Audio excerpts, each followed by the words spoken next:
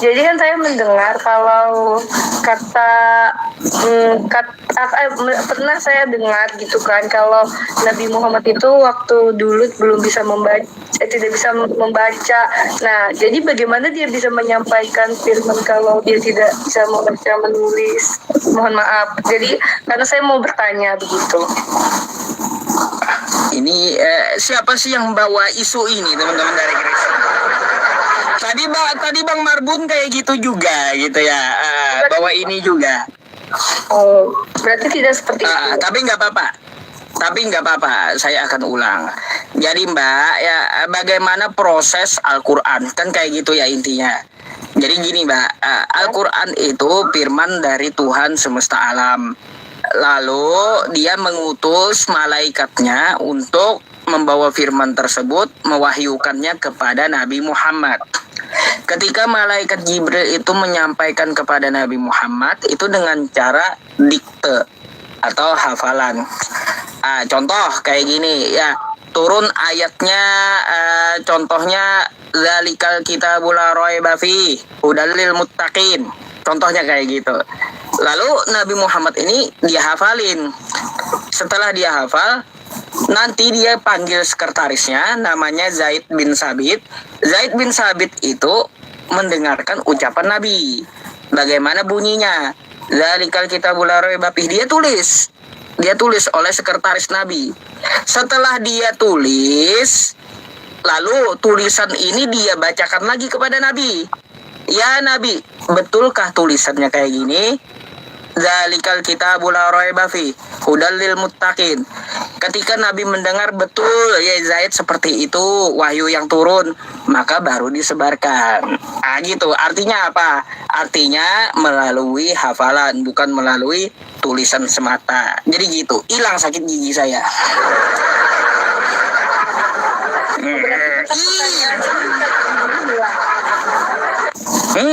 Iya, gara-gara pertanyaannya sakit gigi saya. Jadi hafalan, jadi hafalan yang menyampaikan, jadi ada sekretarisnya gitu ya?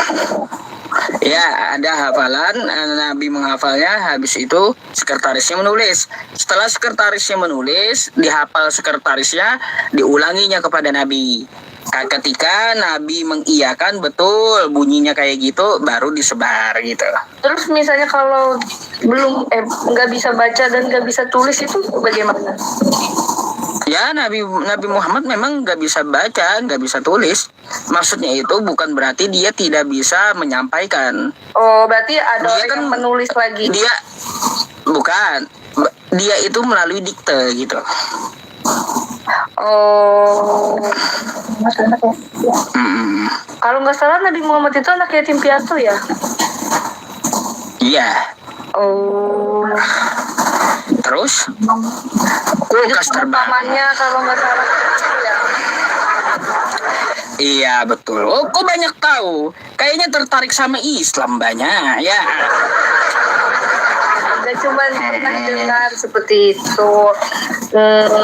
Itu aja sih pertanyaannya. Nah, seperti itu Mbak. Sekarang saya boleh nanya nggak? Tanya apa dulu?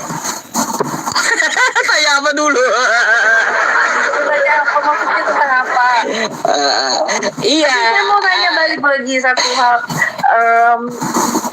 Kalau zaman dulu itu Nabi Muhammad itu banyak juga berarti. Istri ya Nabi Muhammad ada yang mengatakan pendapat 13, ada 11. Jadi yang benar 13 atau 11? Ya 11 populer. Oh 11 yang populer. Berarti itu termasuk sama yang paling terkenal itu Aisyah. Termasuk. Oh iya. Nah ini kalaunya Nabi Muhammad istrinya banyak ya kan, sekarang kita di Islam diajarkan oleh Nabi Muhammad cuma satu gitu istrinya. Kalaunya tidak mampu adil menikah satu saja. Fa in khiftum alla ta'dilu fawahidah gitu. Jadi nggak boleh menikah 2 kali kalau nggak mampu. Tapi kalau menurut agama Islam poligami itu berarti boleh. Ya kalaunya adil, mampu adil gitu, mampu ilmunya, mampu uangnya, mampu keadilannya pokoknya dari segalanya. Nah, tapi kan kalau kalau berarti misalnya 2, 3 seperti itu, lalu yang nanti ke surga tuh dia sama suaminya yang mana? Yang kan Semuanya. kan terdengar suami kalau surga itu ada di suami kalau sudah menikah. Misalnya suaminya misalnya ada perempuan yang pernah suaminya 4 kali menikah, jadi surganya ada di suami yang keberapa? Oh, terakhir, Mbak. Oh, terakhir. Dia kan sama suami terakhir, iya. Kalau seorang istri nih, Mbak Islam, lalu menikah, cerai, habis itu menikah lagi, cerai lagi mbaknya, 3 kali menikah, cerai lagi, kan kayak gitu. Yang keempat menikah sama saya, sama saya nanti. Kenapa jadi yang Pede kali, bungkus katanya. Suka-suka saya lah, nyontohin saya yang terakhir napa. Oh ya, kemarin kan saya ada nonton live tuh. Nah, soalnya terus Pak Ustadz kan bilang kalau yang tentang anak tunggal, anak bungsu. Nah, sebenarnya tuh Yesus itu dia memang anak tunggal, bukan anak bungsu. Kan kalau jadi perjanjian lama kemarin itu kita melihat anak Allah tuh banyak. Ya maksudnya gini, nah saya juga anak Allah, tapi bukan maksud saya itu anak Allah secara keilahian. Anak Allah ya, saya memanggil Tuhan itu bisa Bapa, tapi bukan maksud saya jadi anak Allah seperti yang derajat seperti Tuhan Yesus tuh bukan. Jadi yang memang anak tunggal itu ya cuman Yesus itu. Coba kita senam otak dulu. Kalau kambing melahirkan Iya. Kambing. Tuhan itu kuasa, jadi 100% Tuhan, jadi 100% manusia. Bukan berarti dia Tuhan lalu dia melahirkan lalu itu hanya manusia saja, bukan seperti itu. Jadi loh, kayak gini, Mbak, bentar. Kita senam otak ya. Kalau kambing melahirkan kambing, kan kayak gitu. Kalau manusia melahirkan manusia, kan kayak gitu. Nah, kalau menurut Anda Tuhan bisa melahirkan, dia melahirkan anak Tuhan, kan gitu, bukan anak manusia. Tuhan tidak bisa melahirkan, jadi maksudnya itu. Oh, Tuhan tidak bisa melahirkan. Terus kenapa tiba-tiba disebut anak Tuhan pula kalau Tuhan tidak bisa melahirkan?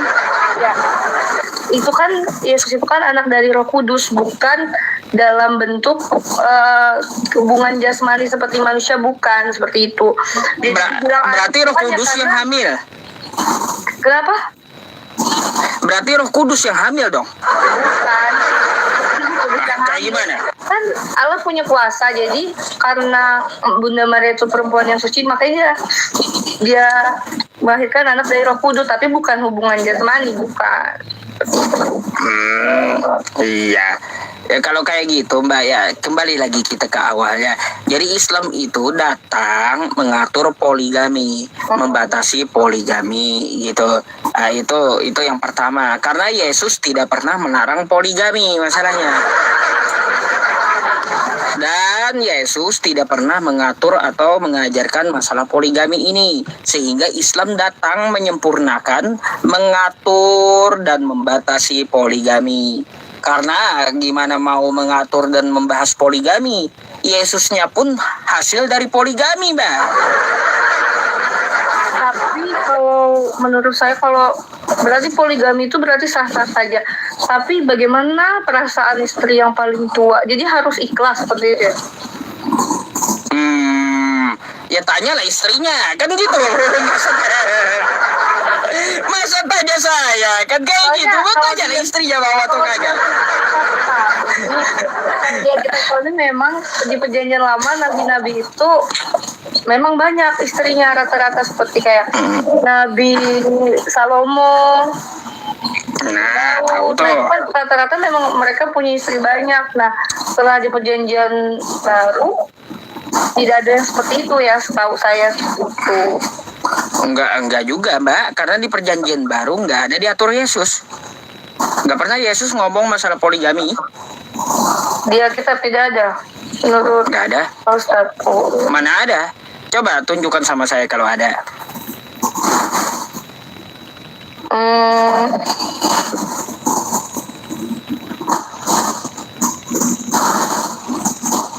Tak ada kan? kan? Makanya Islam datang mengatur hal tersebut, Mbak, gitu. Wa in khiftum alla tuqsitu fil yatama fankihu ma tabalakum minan nisa'i masna wa thulatha wa ruba', kan kayak gitu. Wa in khiftum alla ta'dilu fawahida fa in khiftum alla ta'dilu fawahida aw ma malakat aymanukum, gitu. Jadi diatur oleh Islam, kagak boleh kagak adil. Kasihan ya kalau perempuan jadi objek seksual, tapi tidak diberi nafkah. Gak boleh kayak gitu. Tapi Coba ada di zaman tapi ada di Timotius 3 ayat 2, karena itu pengawas jemaat haruslah seorang yang tak bercacat, suami dari satu istri, dapat menahan diri, bijaksana, sopan, suka memberi tumpangan, dan cakap mengajar orang. Aduh, itu Paulus yang ngomong, Mbak. Ngapain Paulus yang ngomong, sedangkan Yesus tidak ada memerintahkan Paulus ngajarin itu. Tapi Ayo. ya kalau misalnya ya memang di Kristen tidak ada mengatur itu, cuman ya kebanyakan di ajaran kami tidak ada berpoligami seperti itu. Tapi di Titus 1 ayat 6 juga ada yang mengatakan gini, Mbak, kalaunya kita mengaku pengikut Yesus, maka yang kita ambil dari Yesus gitu. Kan gitu. ya tapi kan seperti ini, ya di Alkitab tertulis seperti ini, Titus 1 ayat 6, yakni orang-orang yang tak bercacat, yang mempunyai hanya satu istri, yang anak-anaknya hidup beriman dan tidak dapat dituduh karena hidup seperti itu. Berarti maksudnya yang diambil dari kata Yesus di Alkitab. Ya bisa aja di Alkitab itu tidak dikatakan kata Yesus, tapi mungkin ada dikutip juga begitu. Berarti Mbaknya memakai kosakata selain ucapan Yesus ya. Berarti boleh saya tanya sesuatu, Mbak? Tanya apa? Coba buka Kejadian 19. Kenapa dia Nomor 32.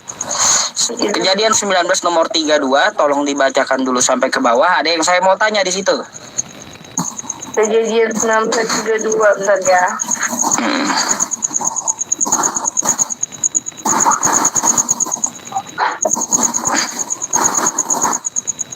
Kayak 32.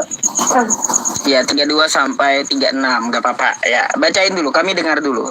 Ada yang mau saya tanya di situ. Oh, itu kan konteks ayatnya itu tentang Sodom dan Gomora. Itu bukan Tahu, yang baik seperti itu. tahu saya. Cuma coba dari konteksnya itu, coba kalau Anda baca, ada sesuatu yang saya tanyakan nanti ketika Anda bacakan di situ. Ini mungkin karena ini ini kan wajib-wajibnya, jadi mungkin tidak semua yang membacanya tidak semua orang yang bisa saya baca tuh memahami. Jadi saya cuma mengartikan arti ayat itu, Sodom dan Gomora itu yang dihancurkan Tuhan karena berbuat seperti itu. Itu contoh yang tidak baik, bukan ibaratnya Tuhan yang kita pikir. Pertanyaannya gini, Mbak. Pertanyaannya gini. Bolehkah dalam Kristen itu seorang perempuan meniduri ayahnya? Itu yang pertanyaan. Boleh, itu kan contoh yang salah. Itu kan latar belakang ayatnya itu kan tentang Sodom dan Gomora. Itu. Ya gimana solusinya coba? Itu ada kan, dua anak Lot. Itu dua anak Lot dosa, dengan kan ayahnya. Kayak sejarah seperti itu kan, bukan maksud di dalam Alkitab tertulis bahwa kita seperti itu, bukan gitu. Gini Mbak, di situ aja kan bisa ketahuan tuh ya anaknya dua. Bagaimana cara supaya manusia jadi banyak? Katanya kita tiduri ayah kita. Kayak gimana gitu? Masa seorang perempuan boleh dalam Kristen itu meniduri ayahnya? Tapi kan dan nggak ada solusinya kan? Bukan perintah Tuhan, itu kan suatu kejadian dan itu bukan untuk ditiru. Nah, andai tidak boleh untuk ditiru, kita kembali ke zaman Lot, gimana solusinya supaya banyak manusia? Laki-laki cuma satu, anaknya dua. Gimana solusinya supaya manusianya banyak? Ya, kalau itu saya kurang tahu ya gimana caranya.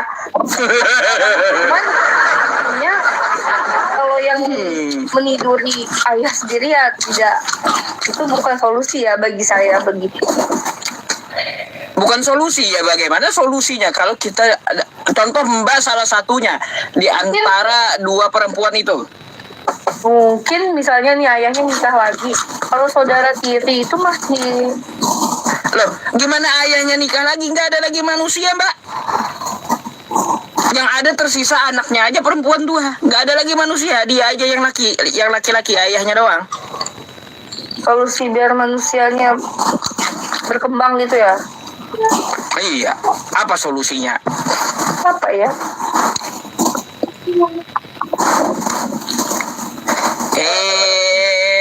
Teman-teman sekarang pintar ngebalikin. Katanya saya sakit gigi gara-gara kebanyakan makan pepaci. Pintar juga kalian ngebalikin ya sekarang itu. Ayo, apa kira-kira solusinya?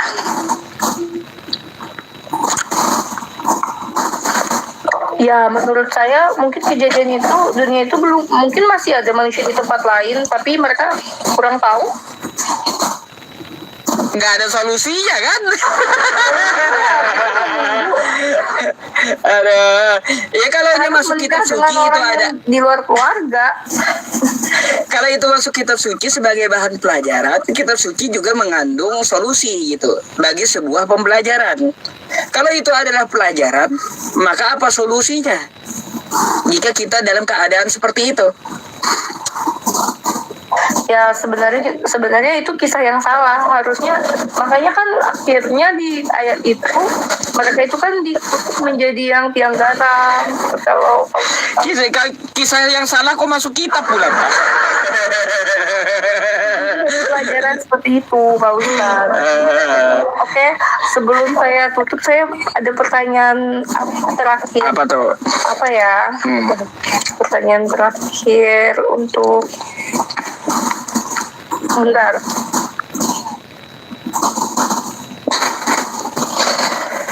Pak Ustadz sudah pernah les sama itu Edis ya Pak? Wah, udah sering dari dulu. Kalau dengan yang anak Batak yang pernah viral itu? Anak Batak? Ya. Nggak ada ilmunya itu, Mbak. Aduh. Saya jujur nih ya, anak Batak, Edis lebih baik Mbak Cici yang berdiskusi. Kenapa tuh? Iya, daripada mereka nggak ada ilmunya, lebih baik Mbak Cici gitu. Banyak nanya, tapi bagus dijadikan pelajaran. Tapi kalau dengan anak Batak itu endingnya kemarin gimana? Habis. Maksudnya endingnya itu siapa yang keluar duluan atau siapa yang gimana duluan?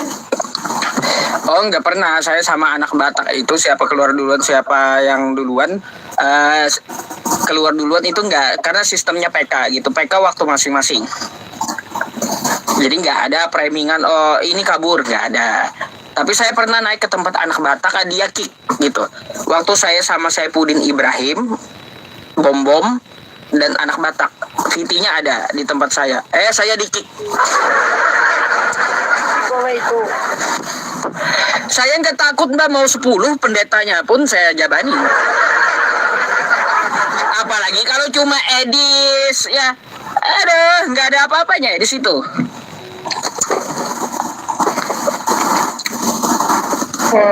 Seperti itu ya. Ngapain mbaknya pengikut Edis? Sering nonton live-nya juga kadang-kadang. Tapi sepakat nggak dengan apa yang dikatakan Edis? Sepakat. Oh, sepakat. Baik. Sepakat berarti penyalipan itu rencana iblis. Penyalipan bukan rencana iblis. Kata Edis, bentar Mbak, ya. Bentar. Saya tampilkan dulu sama Mbaknya. Kata Edis penyalipan itu rencana iblis Mbak. Nggak sepakat. Katanya tadi mengikuti Edis. Bukan. Kalau misalnya seperti itu bukan rencana iblis. Loh, lalu Edis salah gitu. Nih, Mbak. Kita lihat ya.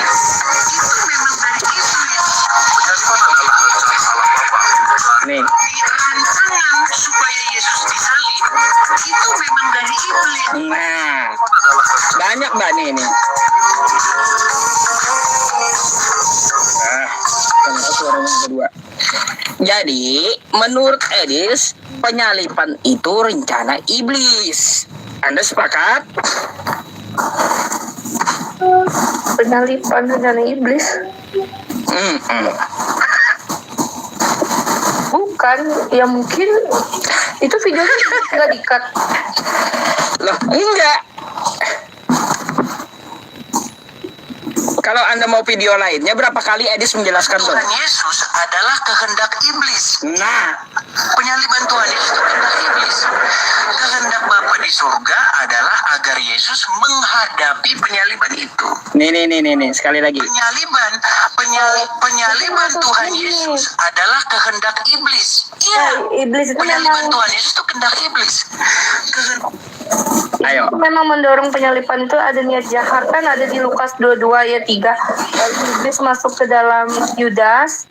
Terus Yohanes 13 ayat 27, sesudah Yudas menerima roti itu, iblis masuk ke dalam dia. Jadi ya, Jadi penyalipan itu rencana iblis, sepakat? tapi bukan sepenuhnya rencana iblis. Ada niat iblis seperti itu. Ada niat iblis, iya. Yang merencanakan, membisikkan rencana siapa, Mbak? Ya, karena di situ kan digoda. Yudas kan digoda sama iblis kan, yang berbentuk ular. Nih Mbak. Yuk coba Anda buka Yohanes 13 nomor 2, coba.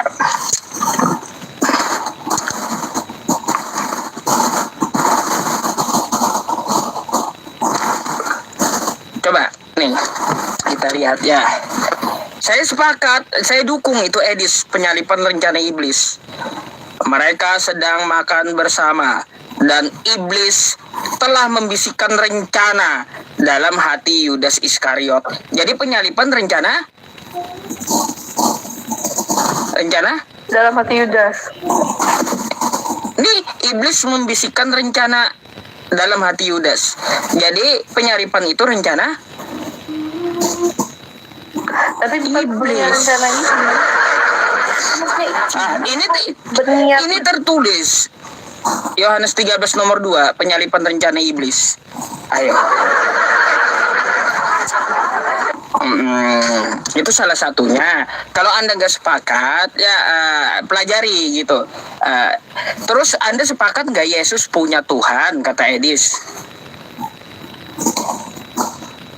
Ya, karena mereka Allah Bapa itu adalah satu. Enggak, sesat Anda, kata Edis. Kalau kayak gitu. Maksudnya gini, memang ada waktu tuanya doa di Taman Getsemani. Nah itu kan ada Kehendak Bapa di surga. di situ pergumulan Yesus berdoa kan, dan ada godaan iblis seperti itu. Memang ada, cuman Bukan itu lagi. yang Ini pertanyaan baru, Mbak. Pertanyaan baru. Sepakatkah Anda Yesus punya Tuhan? Yesus punya Tuhan, kan Allah Bapa dan Yesus adalah satu. Baik, sekarang dengerin nih ya. Nih, Mbak, kata Edis nih. Saya yang ngomong Yesus punya Tuhan. Kalau orang Kristen ngomong Yesus punya Tuhan, berarti dia gila. Jadi Mbak, bentar. Jadi kalau Mbak mengatakan Yesus tidak punya Tuhan, ya berarti Anda orang gila menurut Edis. Gini jawaban singkatnya, benar Yesus menyebut Allah itu sebagai Tuhannya, tapi itu tidak berarti Yesus lebih rendah atau bukan Allah, karena mereka adalah satu. Seperti itu. Dan, Pertanyaannya gini aja, betulkah Yesus punya Tuhan? ya itu tadi jawaban singkat saya. Yesus punya Tuhan. Benar, Yesus menyebut Allah sebagai Tuhannya, tapi Baik. tidak berarti Yesus lebih rendah atau bukan Allah, karena mereka adalah satu. Baik, Yesus punya Tuhan. Terus ya terjemahan Alkitab buang ke tong sampah. Sepakat? Maksudnya? Kata Edis juga, terjemahan Alkitab tuh buang ke tong sampah. Oke, sekarang saya mau bertanya. Ini yang pertanyaan saya terakhir. Pertanyaan terakhir, terguncang kan kata Edis? makanya Mbak, satu saran saya, gak usah percaya sama Edis, tapi percaya dengan Yesus. Apa perkataan Yesus ya? Itu yang Anda kerjakan. Kata Yesus, sembah Allah, bukan Nah, Yesusnya itu yang Anda pertanyaan sembah. saya. Jika Al-Quran adalah firman Allah yang sempurna, final dan jelas, mengapa dalam praktik Islam diperlukan ratusan ribu hadis untuk menjelaskan ajaran seharusnya sudah jelas dari firman Allah itu sendiri? Terus saja. Ya iya, Mbak, satu ayat dari Al-Quran itu banyak penjelasannya. Itulah artinya sempurna kitabnya. Jadi karena saking sempurnanya, satu ayat aja banyak hadis yang menjelaskan. Tuh. Coba kitab yang kagak sempurna. Ya, kata si A begini, kata si B begitu. Udah imani saja, nggak ada penjelasan. Atau nggak ada sempurnanya. Gitu. Jadi karena Al-Quran itu adalah kitab yang sempurna, makanya setiap ayatnya itu banyak dari hadisnya menjelaskan dan ulama menjabarkannya. Itulah namanya kitab sempurna. Oh, iya. Satu ayat aja banyak gitu Pertanyaan maknanya. saya terakhir, apakah ada tertulis di Al-Quran bahwa Tuhannya Islam itu berada di surga gitu? Memangnya Tuhan Mbak ada di surga? Iya, karena Yesus setelah itu kan naik ke surga. Sebelum surga ada, Tuhan ada di mana? Sebelum surga ada, maksudnya gini, kan Tuhan Yesus memang disalib, setelah 3 hari dia betul-betul naik ke surga, begitu. Oh gini Mbak, yang saya tanya kan Yesus, Tuhan Anda kan katanya di surga, betul? Iya, Surga dengan Tuhan duluan mana? surga dengan Tuhan duluan mana? Surga dengan Tuhan. Ya, dari awal pun ya, walaupun Tuhan turun ke dunia, surga itu juga tetap ada kasih Tuhan, karena Tuhan itu Enggak, kuasa. sebelum Tuhan Anda turun ke dunia, yang saya tanya, sebelum dunia ada, Tuhan di surga. Duluan mana surga dengan Tuhan? Ya, nggak ada duluan ya, sama-sama aja Tuhan duluan. Oh sama-sama teman-teman. Duluan Tuhan. Duluan Tuhan. Ya. Kalau duluan Tuhan, ya sebelum surga dia ciptakan, di mana Tuhan? Di mana Tuhan kalau surga belum diciptakan? Karena kan duluan Tuhan. Di mana Tuhan sebelum dia menciptakan surga? Kalau dia kita kan tertulis Tuhan menciptakan langit dan bumi dulu. Itu kan. Jadi kan ada Apa? Kita enggak ke penciptaan langit dan bumi. Sebelum semua langit dan bumi ada, Tuhan dan surga duluan mana? Duluan Tuhan kata Sekarang Anda. duluan Tuhan. Sekarang sebelum dia menciptakan surga, Tuhan di mana? Ya, Tuhan itu kan bukan makhluk kayak kita, makhluk ruang. Jadi dia ada di mana-mana, melampaui ruang. Ada di mana-mana.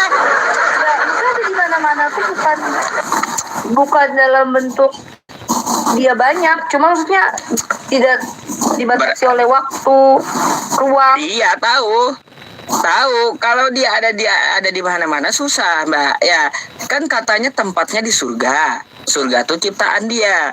Sekarang sebelum dia ada di surga, dia ada di mana gitu? Kalau Anda katakan di mana-mana, di mana? Karena dia belum menciptakan yang lainnya. Ya karena kan Tuhan kuasa. Dia bukan seperti kita di manusia. Ibaratnya nih, misalnya aku di sini, tapi misalnya seperti ini, Pak Ustadz kan lagi ada di mana nih, saya di Banjar nih. Nah, tapi Pak Ustadz cuma ada di Banjar aja. Tapi kalau Tuhan, misalnya dia ada di surga, dia juga hadir di gereja karena dia maha hadir. Gini, yang Anda ceritakan itu udah ada dunia. Yang saya pertanyakan ini belum ada dunia dan belum ada langit. Tuhan dan surga duluan mana? Duluan Tuhan, kata Anda, kan gitu. Sebelum dia menciptakan surga, Tuhan itu di mana? Belum ada langit dan bumi. Sebelum ada surga, ya itulah kataku, Tuhan ada di mana-mana. Kan dunia Nah, bingung kan, Mbak? kayak gini, ada di hati kita. Enggak. Saya enggak menanyakan tentang dunia, enggak. Yang saya tanyakan sebelum surga dunia ada. ada, roh Tuhan itu melayang-layang, maksudnya melayang-layang yang ya Gentayangan gitu. nggak seperti itu. Gentayangan. Masa dia melayang-layang gentayangan gitu? Bukan seperti itu, karena bukan kan namanya Tuhan kan kuasa, jadi dia ya ada di mana dimensi. Di mana dia melayang-layang kayak udah kayak setan aja melayang-layang gentayangan dia. Nah jadi ya Tuhan itu ada karena dirinya sendiri dan dia tidak membutuhkan ruang untuk berada. Jadi tidak bergantung pada tempat sih. Tidak bergantung pada tempat. Berarti salah tuh di Bible Anda, Bapa yang di sorga. Salah. Iya. Enggak masalah. Ayo. Nah kayak gimana pula? Tuhan Anda katanya tempatnya di surga, tapi kata Anda tidak tergantung oleh tempat. Mana yang betul gitu? Ya karena kan dia kuasa, dia menciptakan surga untuk orang yang percaya kepadanya seperti itu. Itu Mbak, kalaunya dia bertempat, ya susah kita menjelaskan tempatnya di mana. Jadi Tuhan itu bukan di surga tempatnya. Kalau kata Anda Tuhannya itu ya ada di mana-mana, nggak pakai tempat, ya ini paham Islam ya teman-teman. Cuma Mbak ya, berarti salah kitab Anda tuh yang mengatakan Bapa yang di surga. Ayo. Benar kan, memang Bapa di surga karena dia kan menyediakan tempat bagi kami yang Surga itu kan tempat. Kata Anda dia tidak bertempat. ya itu kan sebelum surga ada. Ya iya, kayak gimana? Surga itu kan tempat. Jadi setelah dia menciptakan surga, dia tempat itu surga, kayak gitu. Ya kan saya bilang Allah itu maha hadir. Waduh Mbak, kalau saya ciptain gelas, ya, bisakah saya masuk ke gelas? Jawab dulu. Kalau saya ciptain gelas dengan tangan saya, bisakah saya masuk ke gelas? Intinya surga itu kan Tuhan ciptakan untuk orang yang percaya, jadi dia itu bingung kan? ada di hati saya. Bentar. Logika dulu. Ketika saya menciptakan gelas, apakah bisa saya masuk gelas? Ya, itu kan Anda kan bukan Tuhan. Begitulah Tuhan. Jadi ya ketika Tuhan menciptakan surga, gak perlu dia memasuki surga tuh. Gak perlu dia bertempat di surga tuh, gak perlu, karena ciptaan Kan dia dia. di sana. Kan kalau akhir zaman kan Tuhan turun ke dunia, jadi dia memang menyediakan tempat bagi orang yang percaya. Beda. Kalau saya ini tidak berbicara masalah akhir zaman, dunia atau langit, tapi masalah Tuhan gitu. Makanya saya contohkan, ya saya lebih besar daripada gelas, kan kayak gitu. Karena saya yang menciptakan gelas. Ketika saya menciptakan gelas, apakah saya masuk gelas, bertempat di gelas? Kan enggak. Padahal gelas saya ciptakan, begitu pula Tuhan. Gak perlu dia ketika menciptakan surga lalu tempatnya di surga. Karena apa? Kan di kitab Anda ya Mbak ya, Tuhan itu maha besar. Makanya kata Yesus ya, Bapa lebih besar daripada aku. Gitu. Oke, itu menurut Anda. Jadi kesimpulannya Tuhan itu menurut Yesus, bukan menurut saya. Ya bisa menurut Anda. Menurut Yesus itu. Ya terserahlah bagaimana Anda berbicara. Jadi menurut saya Tuhan itu tidak dibatasi ruang, waktu, dan tempat. Dia maha kuasa dan dia maha hadir.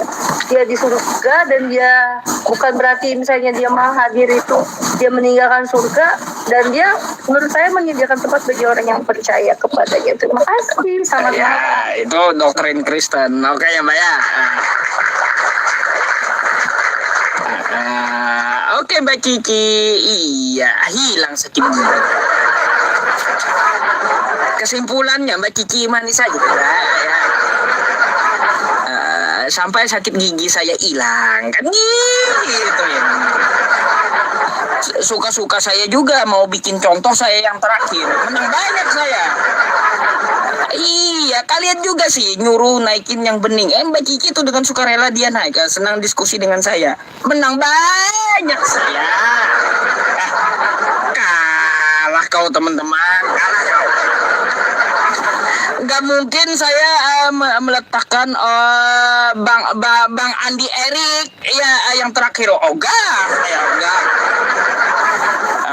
pasti saya meletakkan saya yang terakhir supaya bersama-sama saya, kan gitu. Janganlah kebanyakan makan mandai, iwaknya iwak kelatau, sayurnya sayur pepaci. Jangan kayak gitu. Teman-teman ini oke, teman-teman semuanya, alhamdulillah ya, ada di TikTok ada 14.400 penonton ya teman-teman. Alhamdulillah. Sahabat semuanya ya, bolehkah saya meminta bantuan Anda ya, untuk apa? Untuk subscribe channel YouTube saya yang baru ya, karena pengikutnya baru 3.000. Teman-teman semuanya bisa ke channel YouTube saya nanti ya, diingatkan saja channel YouTube-nya namanya adalah Album Yusuf PI ya. Album Yusuf PI, semua rekaman live kita letakkan di sini. Di sini ada 133 penonton ya. Judulnya Bible pun dibantah oleh Kristen. Jadi di sini teman-teman, ini channel YouTube belum monet juga gitu ya. Jadi yang belum subscribe ya teman-teman ya, mohon dibantu ya, untuk apa? Untuk kita ya memajukan YouTube kita juga. Terima kasih.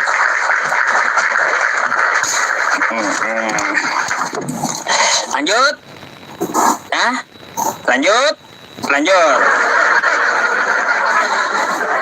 Lanjut ya, lanjut.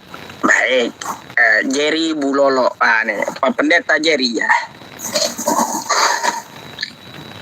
Halo, selamat malam. Selamat malam Pak Ustadz. Malam. Oke, malam ini ketemu saya untuk diskusi. Saya lihat Anda banyak berdiskusi dengan saudara-saudara saya yang Muslim.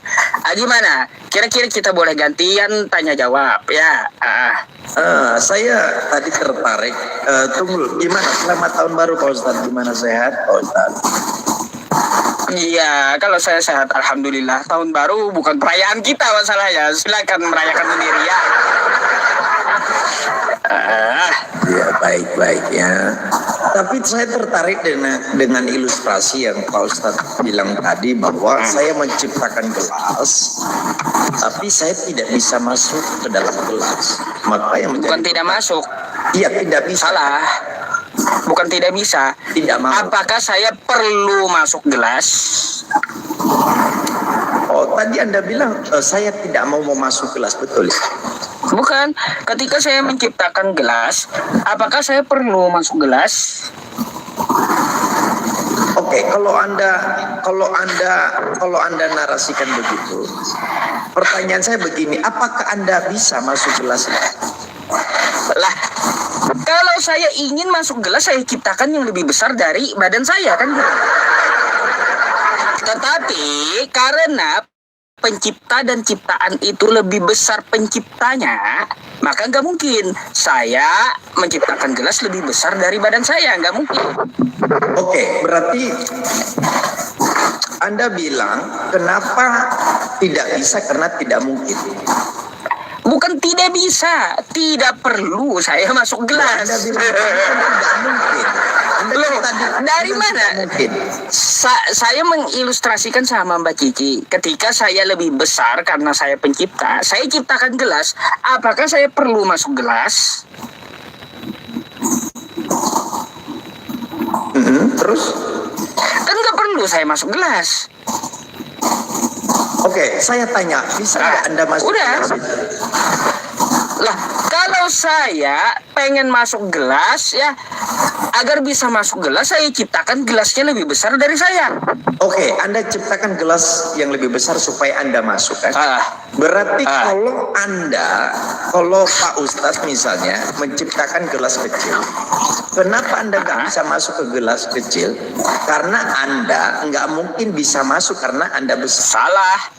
Kenapa saya Itu, kan? menciptakan kecil? Karena saya nggak akan menempati gelas ini. Bukan narasi. Salah. Begini, narasi Salah. Anda Dengarkan dulu Pak biar Ustadz. Anda paham. Kenapa saya menciptakan gelasnya lebih kecil? Karena saya nggak akan masuk ke sini dan nggak akan menempati ini. Oke, narasi selanjutnya kan Pak Ustadz bilang begini. Kalau saya mau masuk ke maka saya harus menciptakan Ngadat-ngadat, koneksi tidak stabil. Sabar, putus-putus nih saya gangguan pendengarannya. mungkin Pak Ustadz ya. Iya. Siapa gangguan saya ya? Pak Ustadz, intinya Ya, gimana? ini yang saya maksud adalah, yang saya mau sharingkan ke Pak Ustadz adalah, kenapa Anda nggak bisa masuk ke gelas itu? Karena Anda Bukan saya nggak bisa masuk gelas. Saya memang tidak menciptakan gelas ini untuk dimasuki. Paham nggak? loh, kan Anda menarasikan Saya menciptakan ini ya bukan untuk saya tempati, tapi untuk saya minum. Oke, pertanyaan saya, kalau Anda maha kuasa, bisa nggak Anda masuk gelas? Kalau saya maha kuasa, saya ciptakan lebih besar dari saya. Kenapa? Kalau Anda maha kuasa nggak bisa masuk gelas?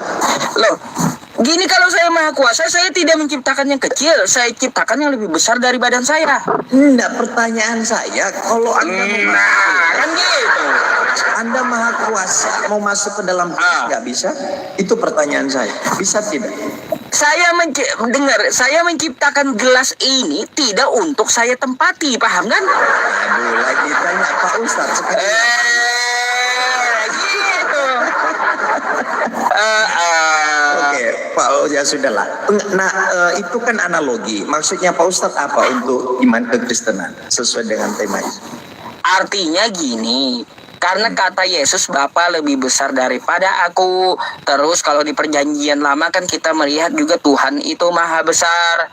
Maka ketika Tuhan menciptakan surga, gak bakal dia mau menempati itu surga. Gak bakal. Karena dia apa? Lebih besar dari surga tersebut. Gitu. Loh, imannya Pak Ustadz, Tuhan itu punya singgasana loh. Masa Pak Ustadz nggak tahu datanya? Punya Singgasana. Di mana ayatnya? Loh, masa Pak Ustadz nggak tahu sih? Bentar, saya tanya dulu di mana ayatnya. Enggak, saya tanya Pak Ustadz nggak tahu datanya itu. Singgasana, apakah itu merupakan tempat? Ya makanya saya tanya. Pak Ustadz tahu nggak ayat? Iya, saya tahu. Ya, Baik, silakan narasikan singgasana itu berbicara apa? ya iya, dia mempunyai singgasana, ya arsi, kan kayak gitu. Itu berbicara ya, tempat bukan atau berat. bukan? Bukan. Tapi apa? Itu adalah ciptaan atau makhluk Allah yang terbesar, arsi itu. Ciptaan itu bukan berbicara tempat. Bukan? Berarti surga itu bukan tempat. Surga itu tempat untuk orang beriman, bukan tempat untuk dia. Lalu Allahnya ada di mana? Allah itu dia tidak bergantung kepada tempat. Iya, dia ada di mana? Allahnya Pak Ustadz ada di Kalau kau tanya Allah itu ada di mana tempatnya, itu bukan Allah namanya. Loh, saya mau tanya, berarti Allah nggak ada tempatnya? Dia tidak bergantung dengan tempat. Iya, dia ada. Makanya kan ada di mana-mana berarti. Bukan juga ada di mana-mana. Kacau kau. Nanti kalau kau bilang ya Allah atau Tuhan ada di mana-mana, nanti kau bilang juga di Septiteng pun ada dia. Bukan, soalnya kan begini Pak Ustadz. Pak Ustadz kan Gini bentar, saya jelaskan sebentar. kepada saya. Oke. Ketika Anda bilang bahwa Allah nggak ada tempat, ya lalu Allahmu ada di mana Pak Ustadz? Itu Bukan nggak ada tempat, dia tidak perlu tempat. Paham? Ya, berarti ada tempatnya. Dia kan tidak perlu tempat, berarti dia ada di mana? Lah, gini, makanya dengarkan penjelasannya. Allah Subhanahu wa taala dia ada berfirman dalam Quran surah Thaha, Ar-Rahmanu 'alal 'arsy istawa. Ya, dia itu istiwa atas aros. Tapi di situ dia tidak mengatakan disitulah tempatnya dia. Enggak. Oke? Nah, jadi di manakah dia? Kan kayak gitu. Di manakah dia? Dia itu tidak bergantung kepada tempat. Allah maujud bila makan. Allah itu ada tanpa tempat. Contohnya kayak gini Pak Pendeta. Saya mau bertanya sedikit. Ya, Anda mempunyai ruh? Iya. Iya. Di manakah letak ruh Anda? Di dalam diri saya. Di mana? Di dalam diri saya. Di mana? Tempatnya di mana? Di dalam diri saya. Di dalam diri, iya di bagian mana tempatnya? Di dalam diri saya. Tempatnya bagiannya mana? Di dalam diri saya. Tahu kita tempat Ya, tempat ruh Anda itu tepatnya di mana letaknya? Karena dia di dalam diri Anda. Iya, menurut Pak Ustadz di mana? Lah, makanya saya tanya di mana ruh kamu? Terus di dalam diri saya. Di dalam diri tepatnya di Di dalam diri saya. ya tepatnya di Dalam diri saya. tepatnya di mana? Pak Ustadz. Bentar, malah ngakak kan saya nanya. Bentar dulu. Biar Anda paham, makanya saya balikan kepada Anda.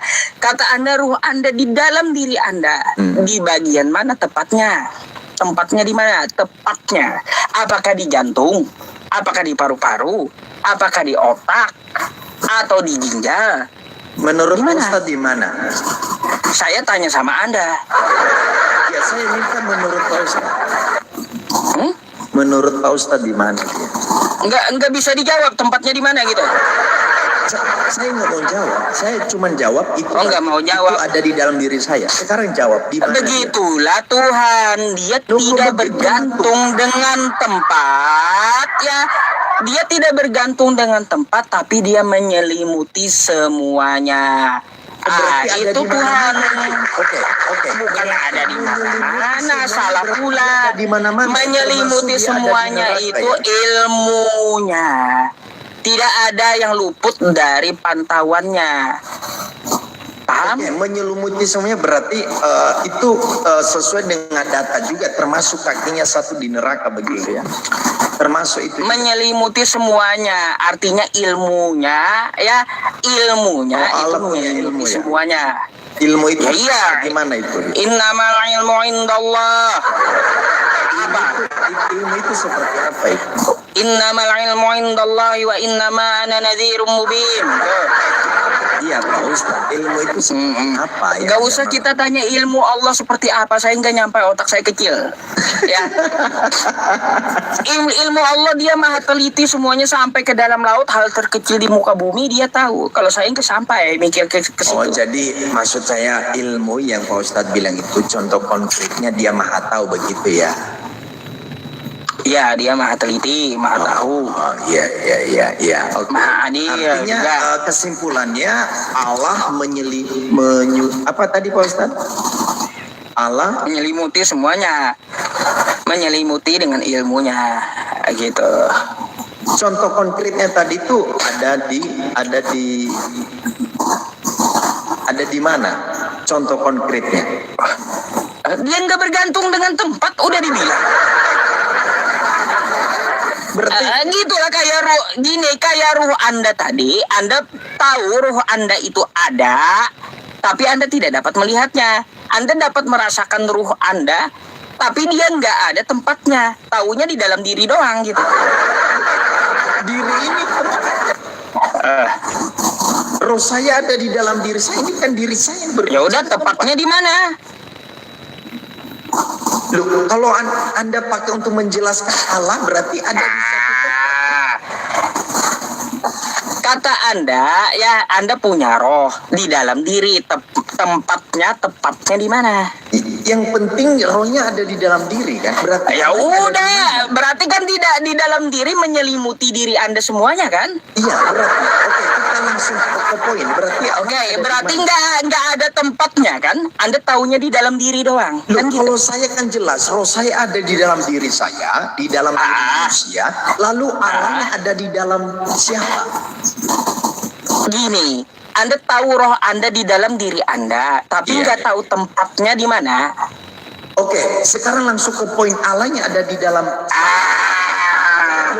Begini Pak Ustadz, analogi. Gitulah ya, gitulah. Bentar, Anda biar paham. Makanya biar Anda paham, Allah itu ada, tidak kelihatan, tapi dapat dirasakan. Kan kayak Bukan gitu. Dia bicara itu tidak begini, bergantung Pak Ustadz. dengan tempatnya.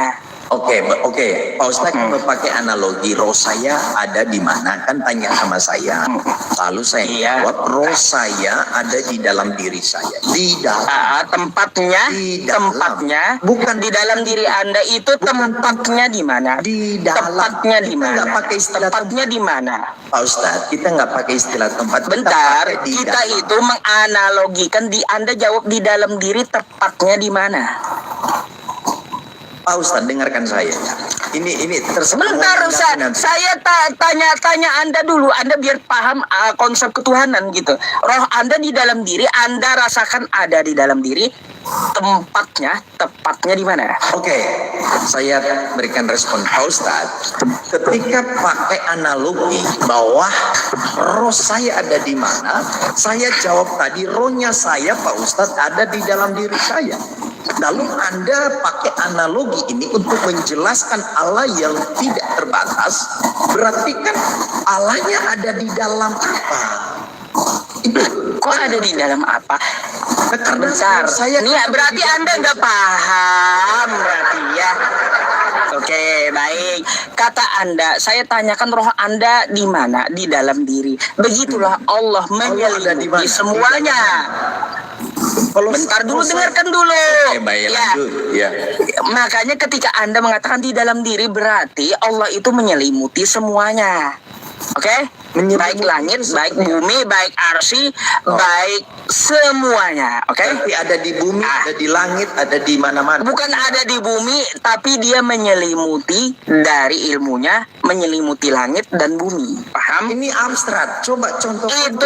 Itulah artinya ya, itulah artinya Anda menjawab ruhmu ada di dalam diri. Ruhmu menyelimuti otakmu, menyelimuti jantungmu, menyelimuti paru-parumu, menyelimuti ginjalmu. Paham? Oke, saya berarti Pak Ustadz. Sekarang udah, Berarti kalau bentar Allahnya dulu, Pak Ustadz, bentar dulu. Allahnya Pak Kalau Anda paham sampai situ ya, sampai situ, ada nggak ruh Anda tadi bertempat di satu tempat dalam diri Anda? Kan sudah saya jelaskan tadi. Rohnya saya. Apa penjelasannya? Sudah cukup tadi bahwa rohnya saya ada di dalam diri saya. Nah, Menyelimuti otak, Anda betul? pakai analogi ini, dengarkan dulu Pak Ustadz. Saya sekarang ya, ternyata Anda pakai analogi untuk menjelaskan Allah juga Ya, iya. ada di dalam bumi, ada di dalam langit. Bukan ada di dalam bumi. Loh, itu kan analoginya yang Anda pakai. Artinya Allah itu menyelimuti langit dan bumi. Paham? Menyelimuti itu bagaimana? Seperti Dengan apa? Dengan pengetahuannya, dengan ilmunya. dengan Jadi diri Anda, jadi diri Anda itu Pak Ustadz, diibaratkan ya adalah alam semesta ini. Itu diri Anda. ilmunya ada di dalam langit, ada di dalam bumi gitu. Ilmunya menyelimuti langit dan bumi. Terus Itu abstrak. Contohnya seperti apa? bukan abstrak, seperti roh Anda menyelimuti diri Anda. Sama. Loh, kalau roh saya ada di dalam tubuh saya, di dalam diri saya. Kalau Ya saya udah, ada kalau kata Anda di dalam tubuh Anda bagian mana? bukan sedang berbicara bagian ini Pak Ustadz. Bukan, kita ini berbicara tempat Tuhan. Kalau kata Anda roh Anda dalam tubuh Anda, di bagian mana dia bertempat? Di dalam diri saya. Iya, di bagian mana? Nggak ada tempat di dalam diri saya, di dalam diri. Iya, nggak ada tempat. Rohmu aja nggak ada tempat. gitulah Tuhan, dia nggak perlu tempat. Paham? Oke. Anda mengatakan kita nggak usah pakai istilah. Ustaz, Anda Aduh, kan baru paham. Oke, Pak Ustaz, kita kan nggak mau pakai istilah tempat. Sekarang kita pakai istilah di dalam kan ini yang berlaku di sini di dalam. Berarti sebenarnya sesuai analogi Pak Ustaz, kita nggak berbicara tempat. Oke lah, clear di situ. Maka kita sedang berbicara Allahnya ada di dalam bumi, ada di dalam langit, ada di dalam neraka. Kan begitu. Karena analogi nggak ada Allah. Salah Anda berarti nangkap analoginya. Nggak paham berarti Anda. Saya pikir Anda paham tadi, ternyata rupanya nggak paham. Karena Anda pakai Ini dengarkan penjelasan saya sekali lagi, oke? Pak Ustadz. Ya. Pak Ustadz memakai Coba istilah dengarkan di dalam penjelasan atau saya sekali lagi, oke? Dengarkan dulu saya minta betul-betul. konfirmasi dulu. Pak Ustadz memakai istilah di dalam. Makanya saya jelaskan sekali lagi, oke? Berarti nggak pakai istilah di dalam ya, supaya final saya nggak mau bahas lagi. Nah, makanya nih saya jelaskan sekali lagi kepada Anda. Enggak, tunggu dulu, Pak Allah. Ustadz. Jangan kita pakai Bentar istilah dulu, di dalam. Anda rupanya nggak ngerti gitu. Jadi saya jelaskan sekali lagi, oke? Bukan. Nah nih, Ustaz, Allah harus sepakat ya dengan saya dulu. tidak perlu tempat. Enggak, saya nggak bakal sepakat dengan Anda. Gitu. Berarti kita nggak pakai Oke. istilah di dalam ya. Ya udah gini, makanya dengarkan penjelasan saya. Kalau Anda mau, kalau Anda mau, saya sepakat nggak bakalan itu terjadi gitu. Berarti nggak Oke? pakai istilah di dalam, nggak pakai istilah tempat. Oke, Terus pakai sekarang apa? gini, makanya dengarkan penjelasan saya. Nggak kita samakan Allah. dulu istilahnya. Nanti dulu, Anda nanti. bisa tangkap setelah saya menjelaskan. Allah silakan. tidak perlu tempat, oke? Paham? Nah, Allah tidak perlu tempat, Dia tidak bergantung dengan tempat. Sebagaimana Anda punya ruh, Anda yakini ruh Anda itu ada. Begitu pula Allah itu ada. Ketika saya tanyakan di mana ruh Anda, katanya menyelimuti tubuh Anda, menyelimuti jantung Anda. Tubuh Anda itu diumpamakan, dianalogikan adalah langit dan bumi, alam semesta. Ya, yang diselimuti oleh ilmunya Allah. Bukan Allahnya ada, paham? Yang langit dan bumi diselimuti oleh ilmunya Allah. Paham ya sampai situ? Bukan berarti Allahnya ada di bumi, ada di langit, bukan kayak gitu. Ya, salah paham Anda. Nah, lalu ketika saya tanyakan kepada Anda, di mana ruh Anda letaknya yang menyelimuti tubuh Anda? Gak ketahuan, gak jelas, gak ada tempatnya gitu. Apakah di jantung? Apakah di paru-paru? Begitulah Allah. Dia tidak perlu tempat ya, baik di langit maupun di bumi, karena Dia adalah Allah, bukan makhluk. Tuh. Udah.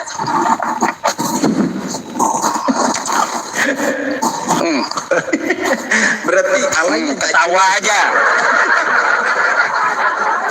Karena ada ayatnya Allahus Somad, Allah tempat bergantung seluruh makhluk. Jadi Allah itu bukan yang digantung oleh makhluk, bukan. Oke, Pak Ustadz, begini, kalau kita berbicara tentang ketuhanan, ini sesuatu yang fundamental, yang memang harus kita kembalikan Allah kepada posisinya, ya. Nah, kalau kita berbicara data-data yang saya sampaikan tadi, kayak misalnya Allah itu ada singgasananya, ya. Nah, di mana-mana orang sudah memahami itu berbicara, ya, tempat. Lalu kedua, di mana juga ada data menunjukkan bahwa ya, ketika Allah melihat apakah neraka sudah penuh, lalu mereka mengatakan belum penuh, lalu Allahnya memberikan kakinya di neraka satu supaya penuh neraka. Nah, itu kan berbicara tempat ini yang kita diskusikan, Pak Ustaz. Nah, bagaimana dengan dalil-dalil ini? Berarti kan Allah ada di situ, ada di tempat-tempat itu tadi. Oke, Coba, saya jawab ya. cara menanggapi itu silakan. Quran surah As-Saff ayat 11. Laisa kamitslihi syai' wa huwas samiul basir. Dia berbeda dengan apapun. Jadi kalau ada kalimat tangan Allah, wajhullah, kaki Allah memenuhi neraka, bukan kaki kayak kita. Iya, bukan kaki kayak kita. Paham? Terus apa? Silakan. Ada penjelasannya. Apa maksudnya? Coba kau buka hadis berapa kaki? Masa Nih, Pak Ustadz penjelasannya. nggak tahu? Pak Ustadz kan suruh hafal itu. Gak semua hadis itu saya hafal, Pak. Gak semua.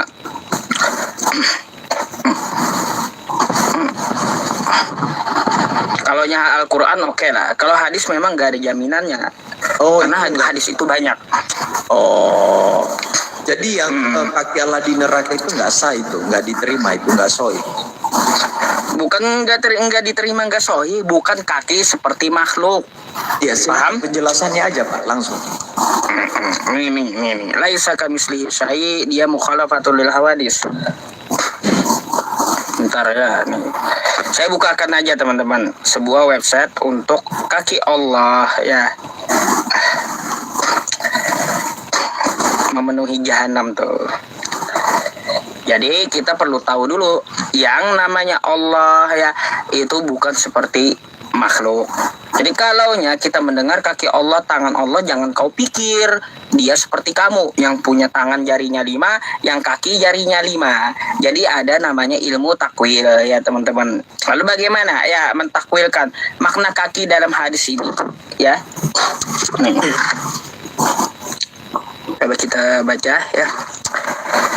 Nih ya, makna kaki dalam hadis yang dikatakan oleh Pak Pendeta ini adalah orang-orang kafir yang telah ditakdirkan oleh Allah menjadi penghuni neraka. Paham? Tuh. Jadi apa pendapat yang dijelaskan oleh para ulama? Kaki itu adalah kiasan untuk menunjukkan kehinaan terhadap orang kafir ya. Gitu. Jadi kita mengetahui ya sesuatu yang kita pijak itu sangat hina sampai dia di bawah kaki kita. Oh, maksudnya. Tunggu. Oke. Boleh saya kritisi? Boleh? Apa Anda mengkritisi Boleh. bisa bahasa Arabnya berarti? Ya enggak, terserah. Yang penting saya bertanya, Pak Ustadz silakan jelaskan. Itu kan imannya Pak Ustadz ya. Nah, ternyata maknanya itu adalah itu untuk siapa orang hina tadi ya, betul? Maknanya. Ya orang kafir penghuni neraka ya, sebuah kehinaan untuk mereka itu. Ya, sementara narasinya di situ adalah kakinya Allah. Apa korelasinya? Ini kan berbicara pribadi sang pencipta. Kok tiba dikaitkan kepada orang yang kepada manusia. Itu satu. Kedua, itu suasananya ada di neraka, Pak Ustaz. Tempatnya di neraka. Paham kagak tadi? Jadi bukan kaki yang menginjak. Bentar. Bertanya. Jadi penjelasan saya tadi bukan kaki yang menginjak sebuah tempat. Jangan Anda pikirkan kayak gitu perumpamaan. Pak Ustaz, Oke? yang kita bicarakan itu Allahnya loh. Allah di mana kakinya di neraka. Allah yang kita bicarakan. Bukan kaki fisik, paham? Oke, terlepas bukan kaki dah. fisik, saya terima, enggak apa-apa, itu terserah. Tapi yang kita bicarakan adalah Allahnya, di mana dia ada di neraka. Kata siapa ada di neraka? Lu kan kakinya di neraka. Terlepas itu bukan. Makanya kau bisa bahasa Arabnya enggak? Ya silakan narasikan, silakan, saya mendukung penjelasan justru karena itu area iman Anda, Pak Ustadz, silakan. Makanya yang dimaksud kaki itu adalah lagi-lagi apa? Ilmullah tuh, ya. Pak Ustadz, bukan kaki Ilmu dari Allahnya yang kita bicara. Yang dimaksud kaki kan, makna kaki ya, itu enggak luput fi ilmullahu ta'ala. Apa dari makna kaki tersebut? Ya dari Allah. Allah menghinakan orang kafir yang membangkang dia selama dia di dunia. Jadi waktu kafir-kafir ini dimasukkan dalam jahanam, maka Allah menghinakan dia di dalam jahanam sampai memenuhi neraka jahanam. Karena tempat orang kafir neraka jahanam. Nah, lalu kenapa berhubung dengan kiasan kaki? Iya, Karena kaki sesuatu alat, yang kaki hina alat, ya, Pak Ustadz, bukan kaki alat. Allah. Jadi sesuatu yang hina itu berada dalam pijakan kita. Paham? Enggak nyambung Pak Ustadz, enggak ilmiah. Nah, jadi kayak Yang gini kita aja. bicarakan di situ alat, Saya bukan contohkan kaki manusia. ya, saya contohkan kepada Anda, ketika saya menghinakan Anda, saya injak kaki Anda, injak kepala Anda dengan kaki saya. Pak Ustadz, bukan itu, bukan kaki. Nah, itu maksudnya. Pak Ustadz, dengarkan saya. Boleh Jadi saya bicara? bentar. Jadi Allah itu menghinakan orang kafir ya, dimaknakan sampai dia menginjak kaki betul-betul hina. Itu maksudnya. Dia waktu injak itu dengan kakinya di mana dia di neraka? Ya? Bukan kakinya yang ada di neraka. Loh, itu dengarkan Pak Ustadz, boleh saya jawab? Makanya Dengarkan Pak Ustadz, dikatakan narasi. kok bisa bahasa Arabnya bukan kaki fisik, paham? Iya, Nih. oke, kaki fisik. Nih Yang ya, kita bicarakan bukan Allahnya, kaki Pak Ustadz. fisik. Iya, Ya, Allahnya. jadi Allah kakinya itu bukan seperti kaki fisik Iya, Allah. menginjak Enggak. neraka. Garis bawah Paham? Allahnya, bukan kaki sekarang. Allah. Allah di Allahnya situ. enggak di neraka, enggak. Kan ada kakinya satu di neraka, kakinya Allah kan. Kan yang kita bicarakan di situ Allahnya, Pak Ustadz. Ya, Maka berarti kan Allahnya ada di neraka kan? ya Allahnya tidak bertempat tadi. Loh, orang kakinya di situ. Kakinya bukan kaki fisik, paham? Iya, saya paham itu kiasan. Ya udah, berarti kiasan Anda perlu pahami, bukan kenyataan dia menginjakkan kaki di neraka atau dia ada di neraka. Kan gitu. Oke, Pak Ustadz, Anda aja paham itu kiasan, kan begini, gitu. begini. Kaki Jerry dengan kaki Pak Ustadz Yusuf PI berbeda atau tidak? Ini masalahnya kaki makhluk. Ya, dengarkan dulu saya. Sedangkan kaki Tuhan berbeda atau itu tidak? Tuhan Pak Ustadz. itu berbeda dengan makhluk. Jangan. Mukhallafatu lil hawadits. Pak Ustadz, bukan itu. Dia beda dengan makhluk. Jadi gini, apa yang Anda pikirkan kalau kaki Allah kayak Anda, ya sama kakinya beda. Iya, Bukan kayak gitu. Pak Ustadz, saya setuju. Begini, saya setuju. Cuman yang saya minta adalah tentunya kakiku dengan kakimu berbeda. Maka kalau itu narasinya bahwa Allah punya kaki di neraka, terlepas itu perumpamaan, analogi, majas dan segala macam. Nah, yang kita bicarakan itu adalah Allahnya yang punya kaki di neraka, sehingga berarti kan Allahnya ada tempat dia sampai ada di neraka. Ya udah, kayak gini aja. Berarti kok kagak paham-paham penjelasannya. Saya mau tanya dulu. Ya, saya tanya sama kamu. Raja itu memerintah dengan tangan besi. Apakah raja itu tangannya besi? Tidak. Ya udah, berarti bukan tangan besi dia. Dia tetap raja. Artinya apa? Dengar Raja itu memerintah dengan kejam. Tapi yang Artinya kan dimaksud kayak gitu. Oke, baik, saya terima. Tetapi ingat Pak Ustadz, yang dimaksud di situ tetap raja, betul? Betul juga. Iya, raja. Oke, sekarang kakinya bukan kaki sungguhan kayak kaki saya, kayak seperti kaki Pak Ustadz. Berarti tetap Allahnya, betul? Ya, Allahnya tadi di mana? Loh, tetap enggak Allahnya, betul? Allahnya tetap, betul. Berarti ada di mana dia tadi? Di neraka. Enggak ada betul? tempatnya kan tadi? Loh, dia ada kakinya di neraka tadi itu. Loh, kata saya tadi Allah saya jelaskan nggak tergantung dengan tempat kan? Loh, buktinya dia ada di sini. Itu kan tempat neraka. Itu bukan kaki fisik, paham? Iya, itu bukan kaki fisik. Artinya Allahnya bukan Pak Ustadz. kaki fisik ya, bukan kaki fisik, bukan berarti Allahnya di neraka. Allahnya tadi udah dijelaskan tidak tergantung tempat. Kok ada di neraka? Aneh emang. Ya. Muter-muter rupanya dari tadi muter aja. Ustaz, Nggak paham rupanya. Saudaraku, dengarkan dulu saya Pak Ustadz ya. Yang saya sudah terima itu kiasan. Oke, kaki itu bukan kaki seperti aku dan kamu. Tetapi Bentar, jangan ke kaki dulu. Tadi saya menjelaskan Allah di mana dulu, biar Anda paham. Bukan itu saya Bukan, bicarakan. bentar dulu. Saya tadi menjelaskan Allah itu di mana. Ada nggak tempatnya? Anda bilang kan Allah itu nggak butuh tempat. Ya udah, tok di situ. Lalu, dengarkan Dia dulu, Pak Ustaz. bentar dulu. Itu kan nggak Bentar enak dulu. ini. Jadi Allah tadi tidak bertempat tanamnya di otak, oke? Sudah kita tahu Oke. dari zaman dulu. Nah, lalu ada majas kaki di neraka.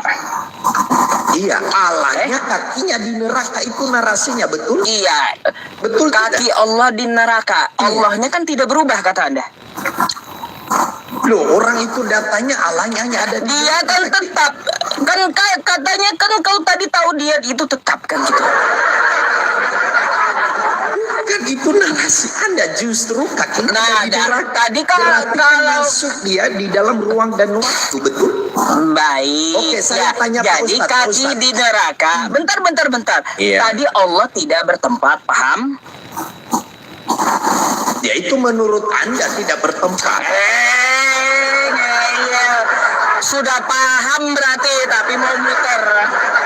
Menurut Jadi Anda, kayak gini, kalau ya. begini, yang saya Jadi gini, Iya. kalau Anda sudah paham Tuhan Allah itu tidak bertempat. Jadi kalau ada kosakata kaki di neraka, berarti dia nggak ada di neraka.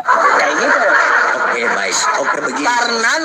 Karena neraka itu tempat. Lalu apa maksud kaki? Kaki tadi adalah kehinaan bagi orang kafir. Dah. Bukan berarti kaki Allahnya Allahnya yang masuk kafir. dalam neraka. Kaki Allahnya yang kafir. Kan kaki itu kaki Allahnya kan untuk orang Parah rupanya teman-teman ini. Loh. Baik, Ustaz, kayak gini, itu kayak gini. kan kiasan. Kayak gini, Supaya kayak gini. saya bicara. Bentar, biar Anda paham. saya Bentar, takut enggak. dulu. Saya nggak akan izinkan bicara. Ya, kalau Anda nggak paham gitu. Pak Ustadz mulai takut ini. Jangan takut, Pak Ustadz. Bukan mulai takut, kamu udah Saya tahu nggak tapi diberi malu izin gitu. Bicara. Coba bentar. Dengarkan dulu. Kita Kaki TikTok Allah di situ saja kan ya. orang kafir. Betul. Kita TikTok, iya. Bukan. Nah, kan nggak paham dia teman-teman. Anda bilang kaki Allah itu kiasan untuk orang kafir, betul? Betul tidak? Ya udah, makanya nih dengarkan, saya mau tanya. Nah, saya minta Ketika- konfirmasi dulu. Ketika saya injak kepala kau yang kafir itu kaki saya atau kaunya yang kafir? Ya, ini jawab. Kau kan kafir terhadap Allah. Ketika saya injak kaki saya kepada orang kafir, saya injak kepala kau, yang kafir itu kaki saya atau kau? Loh, Anda bilang tadi, di mana teks itu di situ diinjak kaki Allah menginjak orang kafir. Makanya kan kaki Allah ya diinjakkan ke neraka jahanam, tempat orang kafir. Kaki Allah diinjakkan ke neraka jahanam. Berarti kakinya betul kan ada di neraka? Nah, kan kaki, jadi kaki fisik kau pikir itu. Iya teman-temannya. Tadi udah dijelaskan kakinya kan ada di neraka. Allah itu ya tidak bertempat. Kan gitu. Salah lawan ini Pak Ustadz ini ya. Makanya salah lawan sayanya salah lawan gitu. Soalnya tadi Pak Kenapa? Ustadz ketemu Kenapa dengan- saya bilang saya itu salah lawan? Ya Saya teman-teman tanya, gak paham-paham, gak Pak Ustadz. ngerti-ngerti, setelah Pak Ustadz. ngerti mau Pak Ustadz, pelintir saya- gitu ketahuan. Pak Ustadz, saya mau tanya ke Pak Ustadz, neraka itu berbicara tempat atau bukan? Neraka tempat. Oke, kaki Allahnya ada di neraka atau bukan narasi itu? Bukan kaki Allah secara fisik ke neraka, bukan. Paham? Ya, tapi secara apa? Lah, makanya secara majas. Majas. Udah Allahnya- dibilang dari tadi. Allahnya ada di situ ya? Allahnya kan kau dari tadi tahu nggak bertempat. Kan paham dia udah. Pak Ustadz, dengarkan dulu saya. Anda kan Gitu. menarasikan bahwa yang diinjek itu oleh Allah orang-orang kafir, kan betul. Kakinya Allah menginjak orang-orang kafir di neraka. Oke. Begitu. Oke, terus? Lalu berat Allahnya ini kan hadir di neraka untuk injak-injak orang kafir. Bukan hadir, dia kan tadi nggak bertempat, sudah dibilang. Lalu bagaimana katanya diinjak Allahnya? Nah, makanya berarti kaki bukan Allahnya yang ke neraka. Berarti kaki itu majas, kaki Allah itu. Paham? Tiba-tiba kakinya dikirim ke neraka begitu. Bukan kayak gitu. Ada. Lah silakan bagaimana? Nih ya. Tadi Anda bilang, Anda paham ya bahwa Allah tidak bertempat, satu. Lalu narasinya kaki Allah menginjakkan ke neraka. jahanam. Ada di neraka. Jahanam loh, Pak itu tempat, kata Anda. Lalu apakah makna kaki Allah? Apakah fisik kayak gini dikirim ke neraka? Bukan. Ya, paham? Ya, lalu apa makna kaki Allah? Apakah kakinya yang kafir? Enggak. Contoh ya, ketika Anda yang kafir, saya injak dengan kaki saya kepala Anda. Yang kafir kaki saya atau Anda? Kan gitu. Di mana di situ dikatakan dia menginjak orang kafir? Ayo. Nah, Anda tanya. jadi yang dimaksud Allah menginjakkan kakinya di jahanam itu adalah kehinaan untuk orang kafir yang memenuhi neraka jahanam. Di mana Karena datanya sesuatu yang kalau hina. dia injak orang kafir di neraka? Aduh. Ini apa Iya. tadi? Makanya lihat data yang saya berikan. Ini apa? Nih makna dari hadis ya orang-orang kafir, makna kaki ini dia menginjakkan adalah orang-orang kafir yang telah ditakdirkan jadi penghuni neraka. Itu maknanya. Di sini kiasan untuk apa? Menunjukkan kehinaan terhadap orang kafir tersebut. Menunjukkan Makanya kehinaan, nggak ada diinjak di ungkapannya situ, seperti apa? Saya meletakkan ya kaki saya pada tengkuknya. Contoh saya Menginjak meletakkan di situ kaki nggak ada. kaki saya menginjak kepala Anda. Enggak ada Apakah di saya situ menghina Anda? dikatakan menginjak orang-orang kafir di Kaki neraka. saya menginjak kepala Anda, apakah saya menghinakan Anda? Bukan itu pertanyaan saya, Pak Ustadz. Saya tanya, makanya saya bertanya, kaki saya menginjak kepala Anda, berarti apakah saya menghinakan Anda? Iya. Ya udah, begitulah Allah menghinakan orang kafir. Dapat begini. Narasinya Pak Ustadz, Nah, paham. narasinya, dengarkan. Dalil yang Anda tunjukkan kepada kita tidak menjelaskan bahwa yang diinjak oleh Allah di neraka dengan kakinya itu orang kafir. Kan tidak ada data itu. Oh, aku injak kakiku orang kafir. Dengan kakiku. Kan tidak ada. kan? Nih. Baik, Tidak data ada. orang kafir di neraka gitu. Tidak. Kan tidak ada. Baik. Yang diinjak itu orang kafir. Kan tidak ada, betul? Kenapa Allah menginjak jahanam? Ya, ada apa di jahanam itu? Nih, mari teman-teman ya. Mari baca. Innalladzina kafaru min ahlil kitabi wal musyrikina fi nari jahannam. Kenapa Allah menginjakkan, menghinakannya di jahanam? Karena orang-orang seperti Anda itu ada di jahanam. Jangan Gitu. kemana-mana. Nah, makanya Pak Ustadz, ketika kita Anda ada di berbicara. jahanamnya, Pak Ustadz, bukan Allah itu. hinakan Anda dalam jahanam itu. Nah, Pak gitu. Ustadz, bukan itu. Anda sudah lari jauh. Jauh. Bukan lari jauh. Jangan- Allah jangan menginjakkan kemana-mana. kakinya. Sudah jauh. Allah menginjakkan kaki di jahanam untuk apa? Menghinakan orang-orang kafir yang ada di jahanam. Paham? Di mana? Oke, tahan dulu teksnya Pak Ustadz. Boleh tahan? Di mana di situ dikatakan yang diinjak oleh Allah itu orang-orang kafir mana? Baik, sekarang saya tanya, isi Iya, jahanam di ini mana? orang. Ada nggak data di Bentar, situ? Ada saya tidak? jawab. Ada Makanya tidak? nih saya Ada tidak? jawab. Iya. Saya tanya Anda, ya di jahanam ini orangnya siapa aja? Enggak, saya tanya ada nggak di situ dia? Makanya saya jawab. Di jahanam ini orangnya siapa aja penghuninya? Bukan itu yang saya bicarakan, Pak Ustaz. Saya akan jawab pertanyaan Anda, ya. Saya akan jawab pertanyaan Anda. Dalam neraka Loh. jahanam ini siapa penghuninya?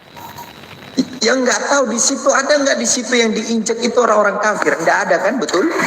Betul? Yang saya tanya sama Anda, neraka jahanam ini siapa penghuninya? Yang nggak tahu aku nggak tahu. Yang saya mau tanya adalah. Baik, di kalau mana Anda di nggak situ- tahu, di ya. mana di situ Baik, kalau Anda nggak Allah tahu, nggak usah injak ngotot. orang-orang Makanya kafir. saya jawab, ya. Ya silakan di situ. Jadi di jahanam ini, ya, di jahanam ini tempatnya orang-orang Di mana kafir, kaki Allah di paham? situ menginjak orang kafir? Nah, lalu di mana Allah menginjak orang kafir? Artinya Allah menginjakkan ke jahanam itu, dia menginjak orang-orang kafir tersebut. Di mana ada halusinasi itu, Pak Ustaz? Nggak boleh. Makanya jadi Nggak ketika ada data Allah kan di situ. mengatakan bahwa ya orang kafir tempatnya di jahanam, makanya sampai dia hinakan ya Tadi sudah dengan lari majas kemana-mana kakinya itu diinjakkan ke jahanam. Loh ya. Pak Ustaz, terlepas itu narasi tafsiran Anda, tetapi Bukan secara, tafsir, itulah secara penjelasannya. Teks, secara teks akademis Bentar, tidak menunjukkan Anda, data ada gini, bahwa yang diinjak oleh secara Allah itu teks- orang kafir, oke? Tidak ada Baik, data secara secara eksplisit, betul. teks ya. Tidak ada. Baik, gini makanya saya jelaskan ya. Baik. Dari tadi saya tampilkan data secara akademis. Penghuni neraka jahanam itu adalah orang-orang kafir. Makanya Allah injak jahanam itu ya untuk menginjak-injak kafir yang membangkang dia gitu. Oke, baik. Saya minta Paham ya? klarifikasi, Pak Ustaz. Klarifikasi secara teks yang Pak Ustaz tunjukkan, terlepas itu tafsiran Anda, secara eksplisit kaki Allah di neraka di mana itu dikatakan tidak sedang menunjukkan bahwa dia yang diinjek-injek adalah orang kafir, kan tidak ada teks itu, betul Pak Ustaz? Tidak ada teks Ya, secara eksplisit. tadi ada teksnya Al-Quran dan hadis. Bukan kaki Allah itu tadi kan nggak ada. Aku menginjak. Makanya saya kasih tahu siapa penghuni dari jahanam. Pak Ustaz tahu nggak eksplisit itu, tahu nggak eksplisit tertulis?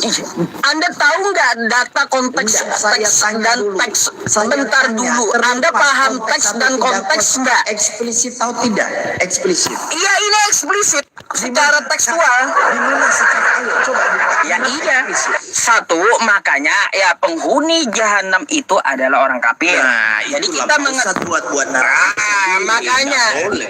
Nggak Kok boleh. nggak mau terima penjelasan?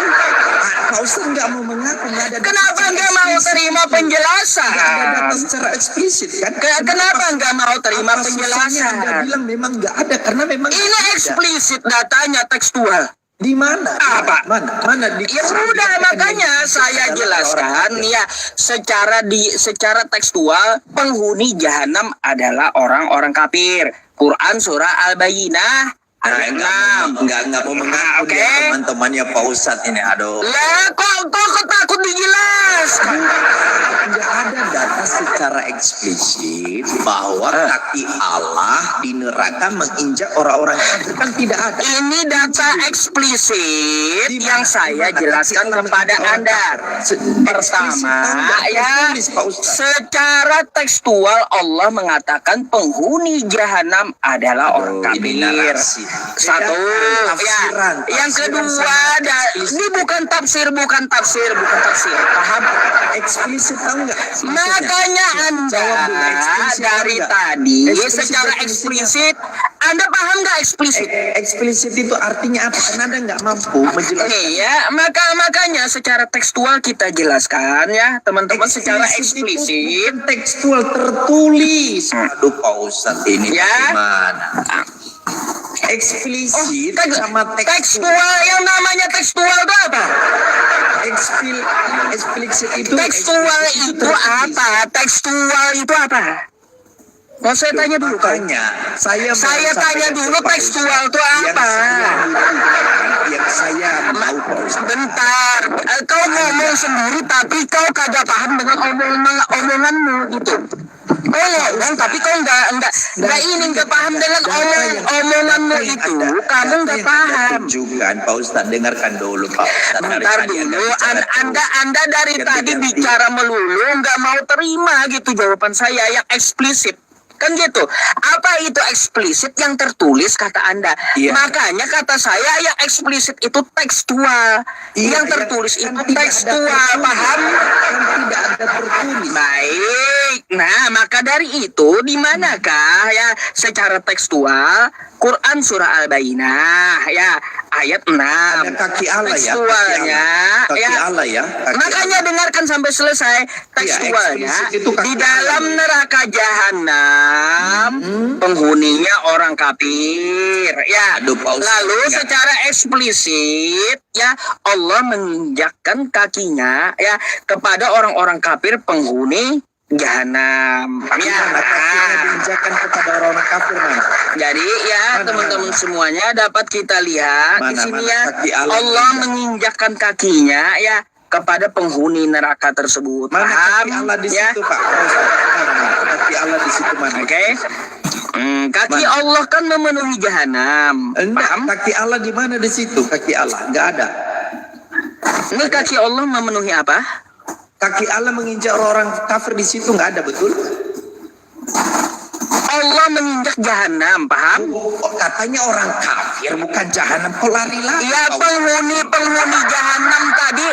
penghuni jahanam tadi orang kafir Pak bukan Ustadz, isinya. Pak Ustadz dengar Pak, dulu secara Penghuni jahanam tadi berarti isinya tidak orang ada. kafir atau bukan? terlepas Saya tidak tanya dulu. mentafsirkan segala macam terserah. Saya nggak tafsir ini tekstual. Tetapi yang Jadi tekankan di sini secara eksplisit kan memang tidak ada nyatanya Pak Ustadz. secara eksplisit Tidak penghuni ada. jahanam adalah orang kafir secara tekstual. Ya lalu ya Aduh, ngapa? lalu Allah memenuhi dengan kakinya neraka jahanam. Aduh, nggak Karena paham. Oke, jahanam oke, oke. tersebut Kalau saya ya turun. adalah Eksplisit, penghuninya nggak paham. orang kafir ya. Pak Ustadz, apa salahnya Pak Ustadz? Sudah, memang nggak ada data Loh, secara eksplisit. Gimana saya nggak mau ngaku kalaunya ada Iya, tertulis nggak kayak gini. Nggak ada data mengatakan di situ. Di mana datanya? orang Di mana kafir datanya di neraka. sini ya? Allah memenuhi ya. Allah mentakdirkan memenuhi neraka itu adalah penghuni neraka kan gitu. Tafsiran Pak Ustadz, nggak masalah. Bukan tafsiran, ini tekstual. Saya tanya secara Tafsir eksplisit apa? atau tidak? Anda mau Tafsir apa? Ini eksplisit. Anda kan paham eksplisit. Saya mau tanya eksplisit itu. Ya ini berbicara datanya. Kau bahwa- mau cari data apa lagi secara eksplisit? Iya, dengarkan saya. Boleh saya bicara Pak Ustadz? Boleh? Ya, Begini, coba. Pak Ustadz, begini yang saya maksud adalah secara eksplisit tidak ada tulisan yang mengatakan bahwa Allah dia punya kaki, injek-injek orang kafir di jahanam, di neraka, kan tidak ada, betul Pak Ustadz? Betul. Oke, Betul. saya jawab ya. Betul tidak? Saya jawab ya. Betul tidak? Belum selesai. Betul tidak?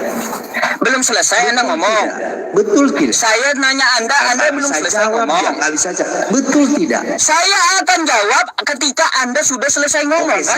Oke, saya ulang. Ya udah. Paham. Tidak teks eksplisit tertulis bahwa kaki Allah ya digunakan oleh Allah untuk injek-injek orang kafir di neraka. Tidak ada teks tertulis demikian, betul? Betul tidak? Udah selesai? Betul tidak? Saya minta Saya klarifikasi. tanya udah selesai. Konfirmasi dulu. Tidak ada. Saya dengarkan dulu. Ya, Apa yang baru saya jawab. Oke, apa yang Pak Ustadz dengar? Kata Anda tidak ada secara tekstual kan gitu, secara eksplisit. Apa Kaki itu? Allah menginjak orang kafir kata Anda. Di neraka. Kan gitu? Iya. Di neraka. Iya, betul. Oke? Sudah? Ada. Ya udah. Ada tadi Pak Ustadz baca. Udah Anda sudah ngomongnya? Ya, Anda kan yang punya data. Saya minta konfirmasi. Ya Anda udah nggak ada kalau data saya tadi. Kalau Anda sudah ngomong, saya akan jawab. Paham? Jawab saja, ada atau tidak, gitu aja saya. Ya udah, kalau saya jawab, Anda nggak boleh ngomong, ya. Enggak, tinggal jawab gini Pak Ustadz. Tinggal Lah, jawab. Anda kalau saya tidak. jawab, Kalau Anda bilang kalau tidak, saya jawab, Anda Benar. tidak boleh Pak Ustadz, ngomong, benar. paham? Tinggal jawab ada atau tidak, saya akan turun, selesai. Kalau saya jawab, Anda tidak boleh ngomong, paham? Seperti Tapi saya mendengarkan jawabannya Anda. ada atau tidak, itu saja. Karena Jawabannya nanti- ada. Ada. Nah, Di mana? Tunjukkan. udah selesai ngomongnya? Iya, tunjukkan kalau ada. Sesuai kalimat Baik, saya. selesai ngomongnya. Iya, Saya konfirmasi dulu, selesai ngomongnya. Baik, teman-teman. Ya, kita ulang lagi ya. Secara eksplisit ya, datanya penghuni neraka jahanam adalah orang-orang kafir ya. Di sini tertulis penghuni neraka jahanam tuh orang-orang kafir. Secara eksplisit ya, secara eksplisit kita lihat hadis tentang kaki Allah ini ya, dia memenuhi jahanam nih ya. Di sini dapat kita lihat ilmullahu ta'ala annahum min ahlin nar. Jadi dia memenuhi kakinya tuh kepada penghuni neraka tersebut ya. Jadi di sini maknanya Allah menginjak-injak, menghinakan orang-orang kafir yang menghuni neraka Mana jahanam kaki Allah di tersebut. situ? Kaki Allah mana? Kaki Allah. Kaki Allah mana? Coba kau baca. Kau ngotot terus dari tadi. Kaki Allah Yaudah, ada, kau baca. kan? Ada kaki Allah. Coba kau baca. Mana kaki Allah? Ini apa nih? Kaki Allah mana kaki Allah? Ini saya jelasin. Ini apa nih? Bukan yang bahasa Indonesia saja yang terjemah. Ini apa nih? Mana? Makna kaki Allah terus Ya udah ya. menginjak. Ada kan kayak gitu. Artinya apa? Aduh, Kaki Allah memenuhi, menginjak orang kafir di jahanam ya. Menginjak. Ada kan ya teman-teman? Mana menginjak Secara di situ? tekstual Loh, kan kayak mana gitu. menginjak? Secara tekstual, Mana menginjak? secara eksplisit yang dia minta, udah saya penuhi permintaannya Pak dan Ustadz, saya jawab mana di situ? ada kan gitu. Pak Ustadz, mana menginjak yang kita maksud di situ tuh. menginjak? Ada menginjak? Nggak paham dari tadi penjelasan saya? Ada nggak kalimat menginjak di situ? Ya ada dari tadi. Mana ada di situ? Udah 4 kali saya ya. Mana menginjak? 4 kali. Saya ulangi lagi, masa kau masih aja nanti nanya mana? Ini menghinakan, bukan menginjak, Pak. Ya Al-Qodam. Aduh, Pak Nanti Ustadz, ditanya lagi lari. mana katanya menginjak. Lalu pembelaan. Bukan lari-lari. Oke lah. Kau Oke, itu Pak Ustadz. ditampilkan datanya, tapi kamu tidak mau terima. Itu Oke, aja. Pak Ustadz, oke. Itu. Udah terbukti ya. Pak Ustadz, oke lah, itulah tafsir. Saya mau tanya satu hal. Saya mau tanya satu hal sama Anda. Boleh?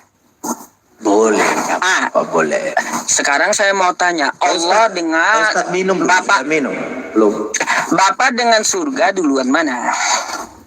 Ya, Bapak lah, bagaimana itu? Allah itu kan tidak dibatasi Bapak. oleh ruang dan waktu. Baik. Betul. Sekarang ketika dia sebelum menciptakan surga, dia ada di mana? Dia tidak dibatasi oleh ruang dan waktu. Ada di mana dia? Tidak dibatasi oleh ruang dan waktu karena di mana itu bicara waktu dan ruang. Ya iya. Kan kata Anda tidak dibatasi ruang dan waktu. Lalu di mana dan tempat seperti saya apa? sudah jawab. Kalau Anda Pakai data jawabnya di mana? Allah itu roh. Loh, yang saya tanya bukan Allah itu apa. Sebelum dia menciptakan surga. Anda kan bertanya, saya menjawab. Nggak, pertanyaan saya gini, sekali lagi saya ulang. Di mana Tuhan sebelum dia menciptakan surga? Saya nggak nanya Allah itu roh, Allah Iya. itu apapun. Saya Enggak tanya, itu. ya. Enggak. Saya tanya ya, boleh? Saya jawab ya, boleh? Oke, jawaban saya. Pakai data. Dengarkan dulu. Allah itu maha. Karena dia maha, dia menciptakan langit dan bumi beserta isinya. Kalau udah masuk menciptakan langit dan bumi, itu berbicara bumi itu ruang dan waktu. Oke. Lalu ruang dan waktu itu masuk di dalam ya kategori di mana Allah itu ya tidak dibatasi oleh ruang dan waktu itu sendiri. Maka ketika Anda tanya Allahnya ada di mana, jawabannya Anda nggak perlu tanya itu karena dia di ruang. Enggak perlu tanya itu. Dengarkan dulu. Kok enggak perlu tanya itu? Dengarkan dulu. Aduh. Karena dia tidak dibatasi oleh ruang dan waktu. Bagaimana Anda menanyakan ya tentang tempat di mana Allah itu, sementara Allah itu tidak berbicara tempat.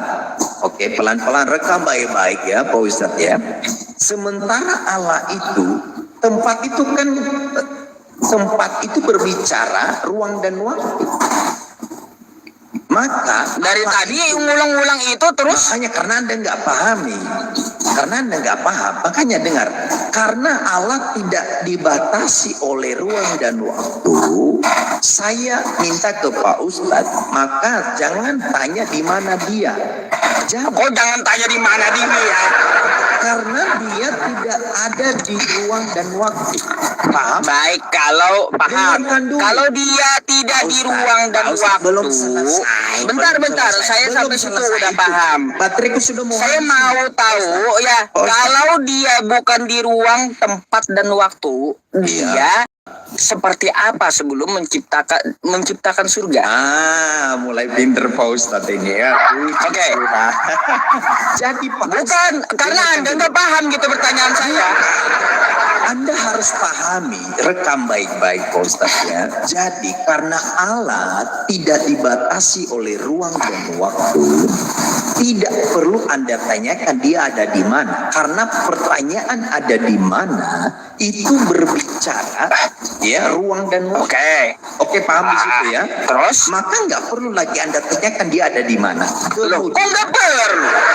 Karena berbicara di mana itu tempat, betul? Oke, kata Anda di mana merujuk tempat, lalu Iya, bagaimana betul. dia Betul, tidak ada tempatnya ya, terus tidak ada ruangnya, tidak ada waktunya. Sebelum dia menciptakan surga seperti apa berarti? Oke, baik. Ya. Allah itu roh. Saya nggak tanya Allah itu roh. Makanya kan saya sampaikan kepada Anda. Anda kan bertanya. Saya Allah itu seperti apa? saya nggak tanya dia itu seperti apa enggak. Nah, yang Anda tanya. Bagaimana apa, saudaraku? ketika surga belum dia ciptakan? Ketika surga belum dia ciptakan. Dia sudah ada di dalam sejak kekekalan. Sebelum ada segala sesuatu. Sudah ada di dalam, Anda bicara tempat. Dengar. Salah Anda. Ya, Sudah bentar. ada di dalam Bentar. kekekalan. Kalau Anda berkata, bentar dulu. Kalau Anda memakai kosakata sudah ada di dalam, Anda berarti memaknakan ya. Dengarkan dulu. Bentar. Kekekalan Anda itu jawab ada sudah waktunya. ada di dalam. Pak Ustadz, kekekalan Bentar, itu saya ada waktunya. enggak urus kekekalannya. Kekekalan Saya itu mau ada tanya, waktunya, ada atau- sudah ada di dalam itu makna tempat. Pak Sudah Ustadz. ada di dalam. Paham? Karena, oke, saya jawab ya. Kenapa Kata saya Anda bilang tadi Tuhan sudah Anda ada di bukan dalam? ada tempat. Aduh, saya jawab, Pak Ustadz, boleh saya jawab? Boleh? Bentar. Anda mau jawab Bateraiku sudah mau habis, tinggal 3 menit. masalahnya Anda menjelaskan Tuhan itu Begini, tidak ada Pak Ustadz, tempat. Pak Ustadz, Tapi dengarkan Anda saya. menjawab Tuhan itu dengan tempat. Apa? Saudaraku, dengarkan saya. Ini namanya paradoks. Kalau Anda nggak Iya, kau yang paradoks masalahnya. makanya Pak Ustadz dengar dulu. Ini kalimat-kalimat saya. Kalau Pak Ustadz nggak merekam baik-baik, Pak Ustadz bisa sesat tak buat. Makanya dengar baik-baik. Ya. Jadi karena saya berbicara kekekalan, oke, maka itu tidak masuk di dalam hitungan waktu, paham? Paham tidak? Kekekalan. Kekal itu waktu. Gimana sih? Loh, saya ulang ya, kalau kita berbicara kekekalan, kekal itu tidak berbicara waktu, betul? Kekal itu waktu. Di mana kekal itu waktu? Silakan. Kekal itu waktu. Karena abadi selamanya waktu itu. Di mana kekal itu waktu? Yang namanya kekal itu abadi atau selamanya. Dengarkan Itu dulu, menunjukkan di mana waktu. Di mana datangnya kekal itu waktu? Di mana? Ayo tunjukkan datanya kekal itu waktu. Ada ya. Nih ya, mari kita ke KBBI. Rupanya nggak bisa bahasa Indonesia dia. Ya, nih ya. Kekal itu waktu. Menurut KBBI, ya, kekal artinya tetap selama-lamanya, abadi atau lestari, tidak merubah, tidak bergeser, tidak juga bertahan hingga waktu. Ya, paham? Oke. Hingga waktu, ya. Ayo. Kekal itu waktu. Aduh. Kemana dia?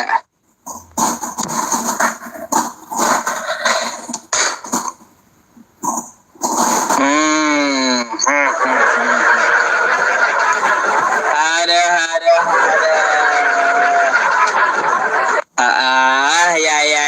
Ya. Udah dibilang kekal itu waktu hilang.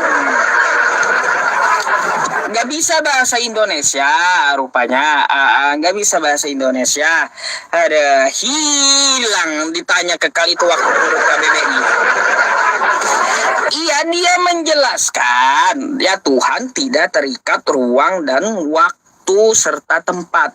Tapi penjelasannya dia sudah ada di dalam kekekalan. Tempat dan waktu dijelaskan. Kayak gimana? Katanya ya tidak tergantung tempat, ruang dan waktu. Penjelasannya sudah ada di udah menunjukkan tempat ya, dalam tempat lagi. Kan gitu. Waktu kekal. Heran saya dengan otak si Jepri rupanya. Pusing rupanya.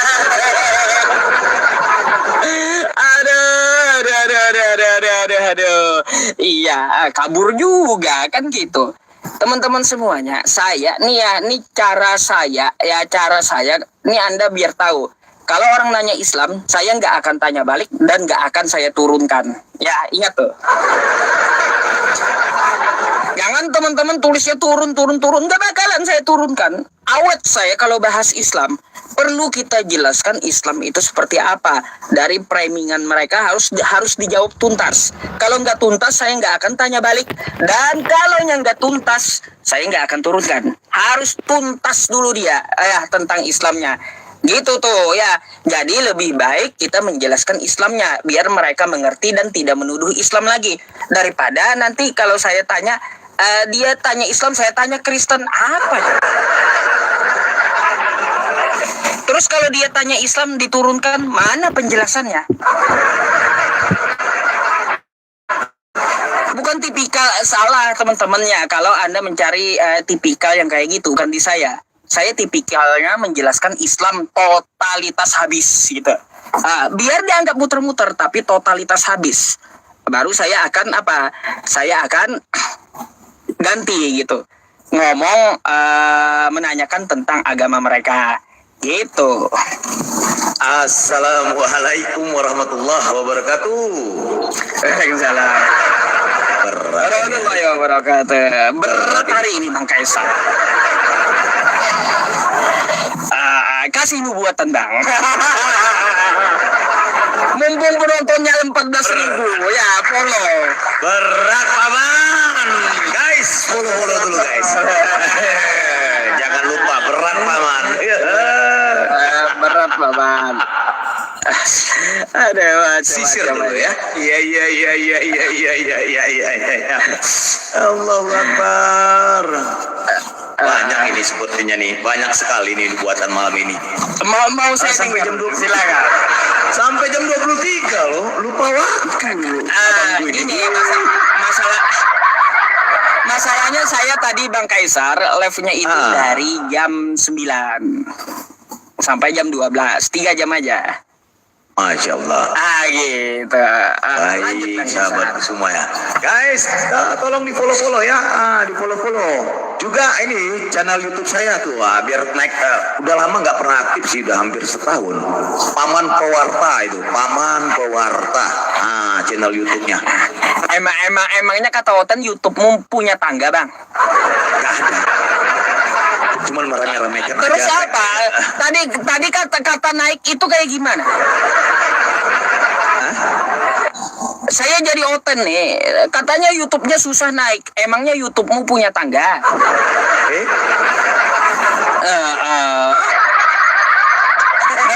Lain itu. Kan Oten kayak gitu. Kalau ada kosakata naik berarti ada tangganya. Gitu. Itu dia teman-teman. Jadi mereka ini Dia- tidak tahu susah bahasa Indonesia, Bangku.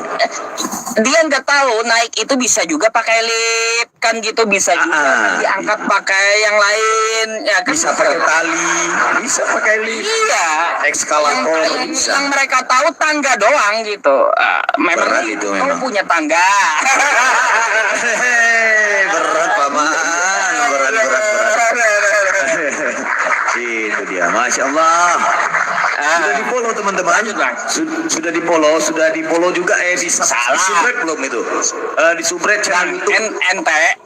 Ente kayak gini, kalau ente mau promoin YouTube, tampilin YouTube-nya. Gitu. Gitu ya. Klik Iya, colok ini. susah. Colok link aku, colok profil saya, colok mata saya nih, itu kan 2 kali. Terus ada linknya di situ. Gitu. Paman Kaisar Pewarta dia. Berat itu paman. Ya udahlah, baiklah kalau berat ya. Oke, assalamualaikum warahmatullahi wabarakatuh. Ada Rasid, masya Allah. Jangan turun dulu. Ya iya Bang, bentar biar Bang Kaisar kasih nubuatan dulu, baru ente Ya. silakan. Sebentar ganteng. Iya. Baik, sudah, masya Allah ya. Jangan lupa ya, otak-atiklah isi buku dibaca isinya paku. Ada juga racun kerang bigu dengan sebatang tombak bambu. Berat ini malam. Iya. Baik, Perdana kita naikkan Ibu Nova Tahima. Awal ramah bertanya, santun seksama. Dengarkan jawaban Ustadz Woles dia terima, walau sedikit mengkritik namun mendogma. Kangen nasihat senyum Ustadz selalu rindu. Dia berkata, Pak Ustadz kenapa tinggalkan aku? Ini Ibu Tahima mau belajar juga sedikit merayu. Dengan senyum-senyum manisnya tersipu malu. Ya, dia bertanya tentang adab toleransi. Kenapa dilarang nggak boleh berpartisipasi? Mungkin di Aliteng itu dianggap basa-basi, atau boleh jadi munafik jadikan trik oposisi. Semua pukul rata asalkan kolekte berisi, tetapi akidah syariat tidak boleh kolaborasi. Karena Islam tegas bukan ajaran kaum kisi-kisi. Iya. Next, naik pendusta Raja Panjaitan, penyamar laknat si kafir prosetan, pendusta penyembah pohon rambutan, Raja Panjaitan, pembual belepotan. Berat kau lagi di sini. Ngaku-ngaku seorang penganut parmalim, ditanya Tuhannya ragu menjawab jaim-jaim. Nama Tuhannya berubah disulap bim salabim, seperti dongeng Tuhan tergantung mati minim, kadang kayu rengas, kadang juga kayu kulim. Berat.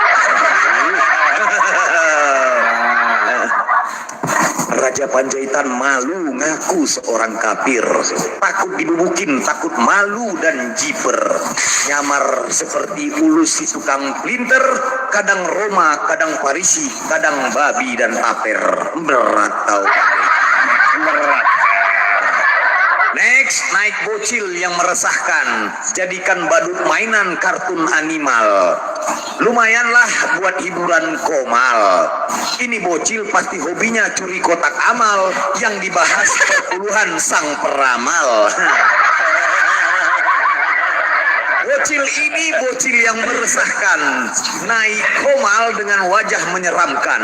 Ini bocil bawa diskusi tentang non-substan, seba membuli tapi ketampol menyakitkan. Lagi-lagi angkat topik bahas poligami.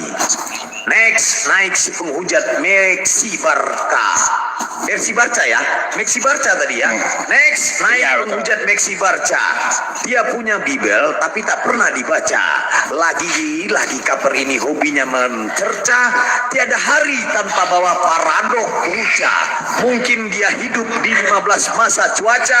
Kebanyakan makan beling, lampu dan spion kaca.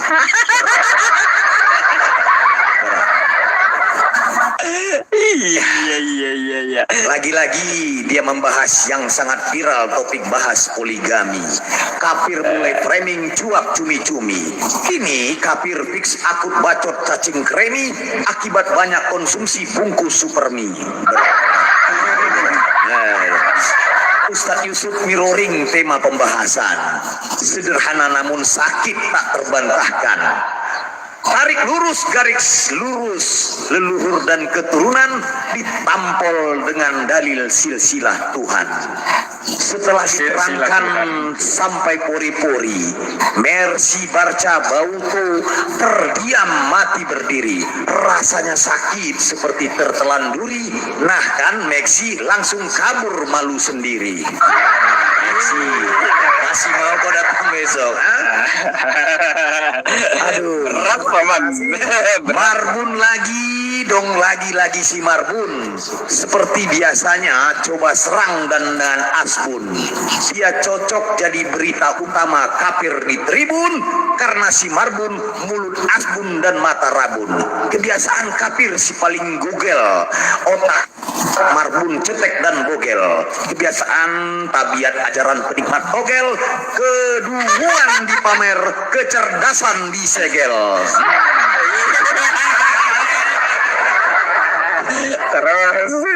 Bertanya sejarah kitab suci untuk seluruh alam, menerima wahyu Allah Nabi Muhammad SAW.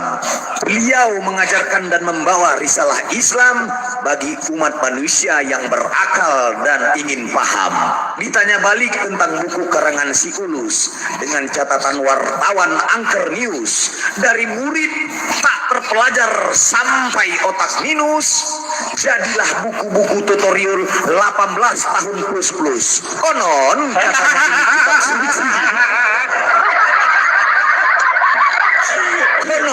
katanya ini kitab suci dianggap yang kultus. Setelah dibaca isinya dongeng si Plontos kurus, korban manusia cambuk kuda, siksa tombak terhunus. Alhamdulillah, naik juga yang agak pening. Dari tadi yang naik buat kita sedikit pening. Muter-muter seperti perangkat amplis tuning.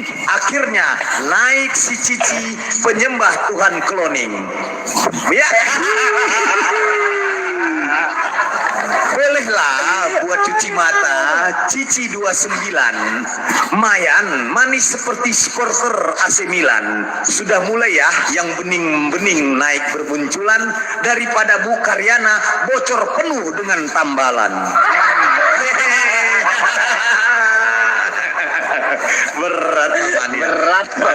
Berat paman. Iya.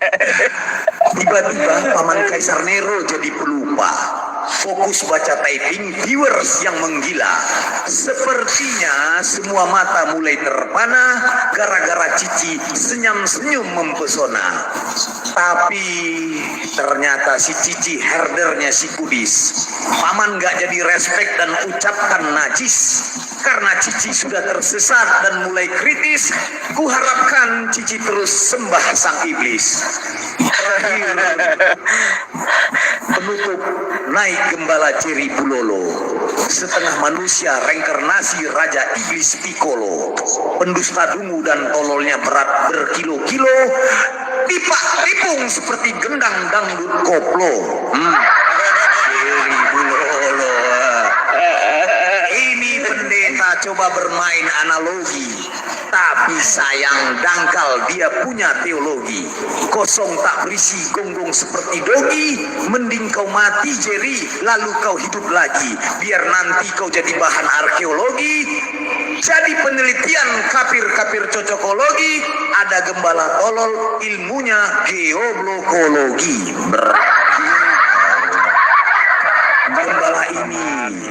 Gembala ini sepertinya kehilangan domba, mencari korban dengan doktrin dan dogma. Biasa misionaris cari mangsa berlomba-lomba, tapi dia salah rum dan mulai kaku meraba-raba. Besok kalau naik bawa otak, jawab malah merasa-rasa iba. Jerry Bulolo ngaku seorang bapak gembala, ngaku punya otak namun tak berkepala. Inilah manusia setengah bakwan bala-bala, kebanyakan makan botol kaca cola-cola. Iya. Masih ada juga pendeta odong-odong hadir di TikTok pertontonkan otak bodong. Jerry Bulolo cocoknya debat dengan kedondong. Dari awal botol dungu longor terlihat condong. Woi guys, ini Jerry pasien kenapa bisa kabur? Makanya tolong dikasih makan limbah dubur, biar dia tak kabur dan suka ngomong ngawur, buat malu semua aliteng Indonesia sedulur. Tolong itu si Jerry dipasung dan suntik bius tidur. Setelah itu kasih dia makan racun jamur, biar si Jerry tenang malam ini, almarhum dan gugur.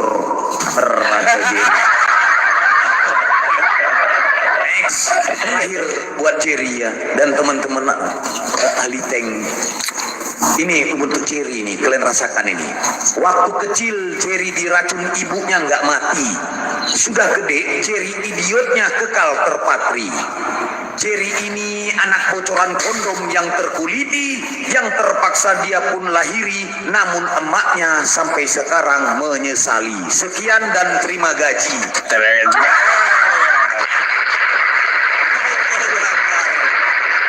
Masih berani kalian datang besok ke sini. Oke, makasih Bang Kaisar. Sama-sama Bang, Masya Allah. Assalamualaikum Bang Rasid. Assalamualaikum. Assalamualaikum warahmatullahi wabarakatuh. Tumben Mas, ente semuanya naik. follow ya, follow. Follow. Terima kasih yang sudah follow. Nanti teman-teman yang udah follow, kalau nanti sudah follow, saya turun. Nah, cuma pengen pansos. Oh, itu doang. Oke lah kalau kayak gitu ya. Teman-teman muslim kalau nggak follow saya cantengan.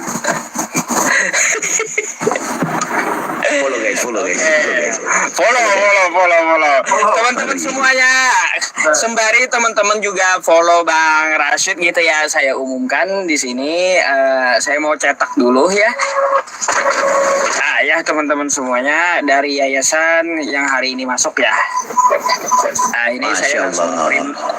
langsung print aja ya, biar transparan gitu Bang Kaisar, kan biar nggak ada tuduhan macam-macam gitu ya.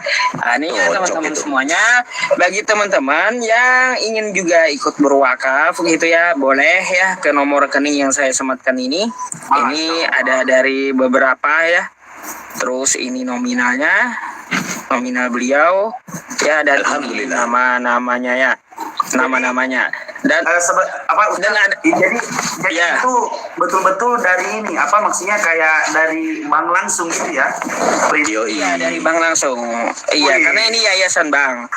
Dari ini ada juga namanya ya, dan ini nominal dari yang masuk hari ini sekitar yang masuk hari ini ya, periode hari ini teman-teman sekitar 2 juta ya, 2 juta Rp195.000 satu hari ya.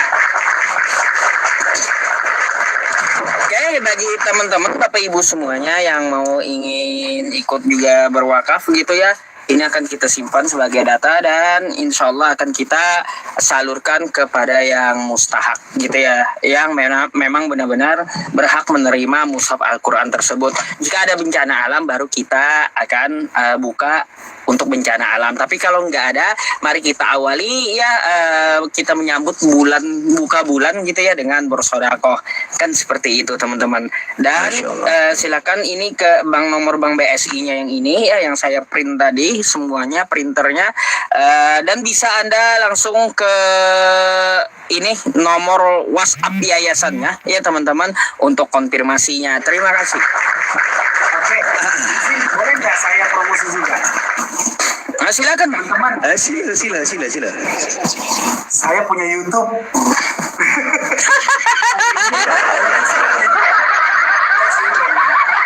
Guys, Subret YouTube saya baru Subret Arasin. Saya dulu baru dia, ingat. Tolong ini di bio saya ada, di bio saya. Ya, nah. Saya punya konten kreator. Itu betul-betul itu pure konten kreator saya. Nama akunnya Idot. Mungkin ada beberapa yang udah tahu. Nah, nanti kalau Anda sudah masuk, kalau Anda sering ngelihat saya, muka saya nanti profilnya itu merah, Idot, nanti masuk di situ linknya. Nah, nama YouTube-nya itu Mager Pro. Mager Pro. Nah, jadi nanti saya bikin sesuatu yang lain dari yang lain. Tetapi ini lagi dikaji semuanya. Kita sudah mau bikin konten, lagi dikaji apakah ini sesuai dan tidak menabrak undang-undang yang sudah ditetapkan. Agar pokoknya kalau saya kan saudara-saudara yang lain, Bandaman, Ardiansa dan lain-lain semuanya itu Semuanya itu reaction ya. Nah, saya juga reaction. Saya juga reaction, tapi reactionnya rada beda. Nah, udah. Oke, keren. Tapi mohon maaf ini, Akhir Rashid, saya mau bertanya. Anda itu satu pabrik lain buatan dengan Jerry Bulolo kah? Ada kemiripan saya lihat gitu. Kurang ajar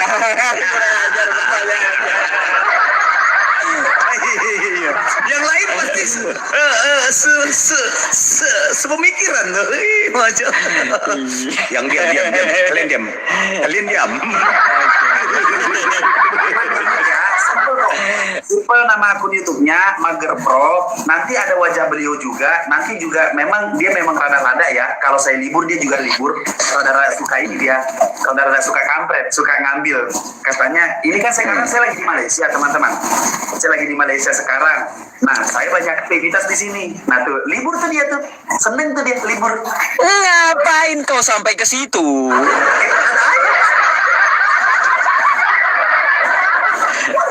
Berasap. Iya, saya ada kemarin WA katanya jaga kesehatan aja gitu. Gak saya balas lagi kemarin. Kebanyakan yang masuk bingung saya. Ayah saya pun di situ. Maksud saya nih memang di situ konten kreator Arasin.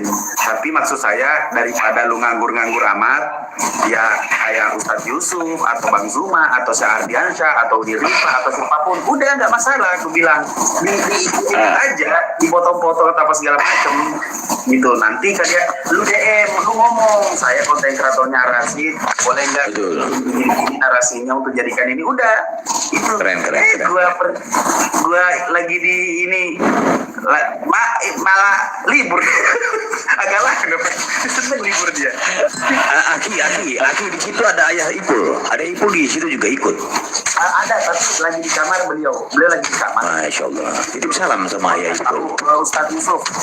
Gue tuh mulai dari balik umroh kita nih. Gue nggak bisa tidur sebelum sholat subuh. Pasti ke sholat subuh dan itu pun juga jam 9 tidur.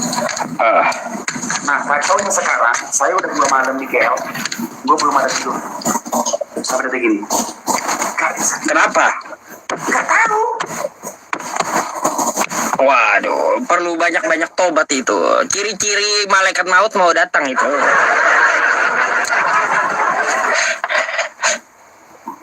Iya. Berani Ya teman-teman semuanya ya. Ya Bang Rasid udah, Bang Kaisar udah. aman, terkendali. Oke, baik seperti biasanya ya. yang mudah itu ente. Masih ada tuh, nggak usah begadang.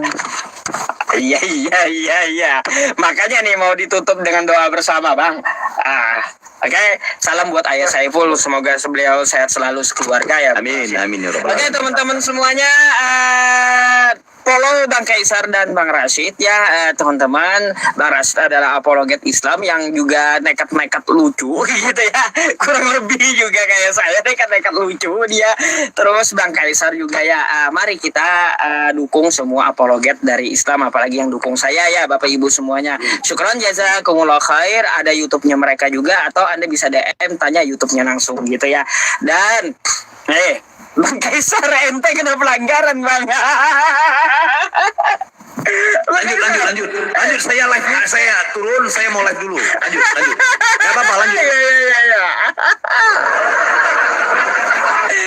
Sorry Bang, kalau nggak diturunkan nanti malah saya yang kena pelanggaran juga ya. Oke, makasih banyak ya Bang Kaisar. Ya kita tutup dengan doa bersama dan Bang Rashid nih aminkan. Saya berterima kasih dulu kepada kawan-kawan yang telah memberi gift gitu ya. Yang memberi gift yang Anda berikan itu saya gunakan untuk ibadah ya teman-teman dan menunjang dakwah.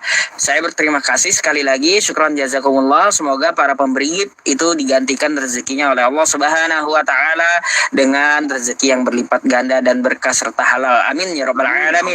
Dan saya juga berterima kasih kepada Bapak Ibu dan para donatur yang telah menyisihkan rezekinya untuk ya kepedulian kepada adik-adik kita di seluruh Indonesia yang kekurangan Al-Qur'an di ponpesnya, dan ya kita akan memberikan program kita kepada adik-adik kita tersebut dengan membagikan mushaf Al-Qur'an gratis untuk mereka di seluruh Indonesia, di ponpes dan juga di TPQ. Ya, nanti insya Allah penyalurannya kita akan adakan VT-VT-nya. Ya, sesuai dengan formnya mereka isi dulu, sesuai dengan syaratnya nanti akan kita kirimkan seperti itu. Ya, terima kasih Bapak Ibu semuanya dan para donatur. Semoga Allah mencatat amalnya dengan amal yang mengantarkan Anda ke jannahnya Allah Subhanahu wa taala. Ya, Al-Qur'an surah Al-Baqarah ayat 261, orang yang bersodakoh itu bagaikan dia menanam satu biji lalu tumbuh 7 tangkai. Dalam 7 tangkai itu, setiap tangkainya itu ada 100 biji. Jadi satu kali kita sodakoh, maka Allah 700 kali lipat akan balas sodakoh tersebut. Gitu ya.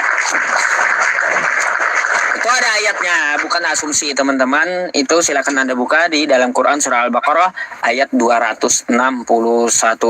Oke, mari kita doa bersama untuk mengakhiri live streaming kita. Kita istirahat, insya Allah kita akan ketemu lagi besok pada Isya atau Maghrib tempat saya gitu ya. Dan Alhamdulillah Bang Rashid juga mengaminkan ya, kita kali ini meminta kepada Allah supaya kita tidak tergelincir dalam akidah, selamat dalam beragama, terus juga kita diberikan kesehatan dan rezeki yang halal, serta selamat dunia akhirat. Dan juga ya teman-teman, kalau kita punya masalah, semoga Allah selesaikan masalah kita, dan semoga kita dimatikan dalam Islam dengan iman dan husnul khatimah. Al-Fatihah. A'udzubillahi minasyaitonirrajim. Bismillahirrahmanirrahim. Alhamdulillahirabbil alamin. Arrahmanirrahim. Maliki yaumiddin. Iyyaka na'budu wa iyyaka nasta'in. Ihdinas siratal mustaqim. Siratal ladzina an'amta 'alaihim ghairil maghdubi 'alaihim waladdallin. Amin. Amin. Bismillahirrahmanirrahim. Alhamdulillahirabbil alamin. Wassalatu wassalamu ala asrafil anbiya'i wal mursalin sayyidina wa maulana Muhammad wa ala alihi wa sahbihi wa barik wa sallim ajma'in. Allahumma ya ghani ya hamid ya mubdi'u ya mu'id ya rahim ya wadud, aghnina bihalalika an haramika wa bi ta'atika an ma'siyatika wa bi fadlika amman siwak. Wa'fu anna ya karim, wa'fu anna ya rahim, wa'fu anna ya arhamar rahimin. Allahumma inna nas'aluka salamatan fid din wa afiyatan fil jasad wa ziyadatan fil ilmi wa barakatan fil rizqi wa taubatan qabla al maut wa rahmatan 'indal maut wa maghfiratan ba'dal maut. Allahumma hawwin 'alaina fi sakaratil maut wan najata minan nari wal 'afwa 'indal hisab. Rabbana la tuzigh qulubana ba'da idh hadaitana wa hab lana min ladunka rahmah innaka antal wahhab. Ya arhamar rahimin irhamna, ya arhamar rahimin irhamna, ya arhamar rahimin irhamna. Rabbana taqabbal minna innaka antas samiul alim wa tub alaina innaka antat tawwabur rahim. Allahumma khtim lana bil Islam wa khtim lana bil iman wa khtim lana bi husnil khatimah. Rabbana atina fid dunya hasanah wa fil akhirati hasanah wa qina adzaban nar. Wa sallallahu ala sayyidina Muhammad wa ala alihi wa sahbihi wa sallam bi fadli subhana rabbika rabbil izzati amma yasifun wa salamun alal mursalin walhamdulillahi rabbil alamin. Taqabbalallahu minkum minna wa minkum taqabbal ya karim. Terima kasih Bang Rashid, teman-teman semuanya yang sudah bergabung di live streaming saya. Saya memohon maaf atas segala kekurangan di dalam live streaming saya. Jika ada kosakata yang menyinggung, saya mohon maaf. Jika ada kosakata atau penjelasan yang menurut Anda kurang, saya juga mohon maaf. Ya, terima kasih ya sekali lagi kepada Bapak Ibu semuanya. Selamat istirahat dan semoga live streaming ini menjadi penambah pengetahuan, edukasi dan wawasan untuk yang muslimnya dan menjadi asbab hidayah bagi orang-orang di luar agama Islam yang mau berpikir. Ya, teman-teman semuanya, saya Yusuf PI dari Kalimantan Selatan ditemani oleh Bang Rashid. Jangan lupa follow beliau gitu ya. Beliau juga adalah pejuang dari apologet Islam ya yang ada di Indonesia ini. Barakallahu fikum, alafu minni ya. Saya izin pamit. Assalamualaikum warahmatullahi wabarakatuh. Wallahu a'lam bishawab.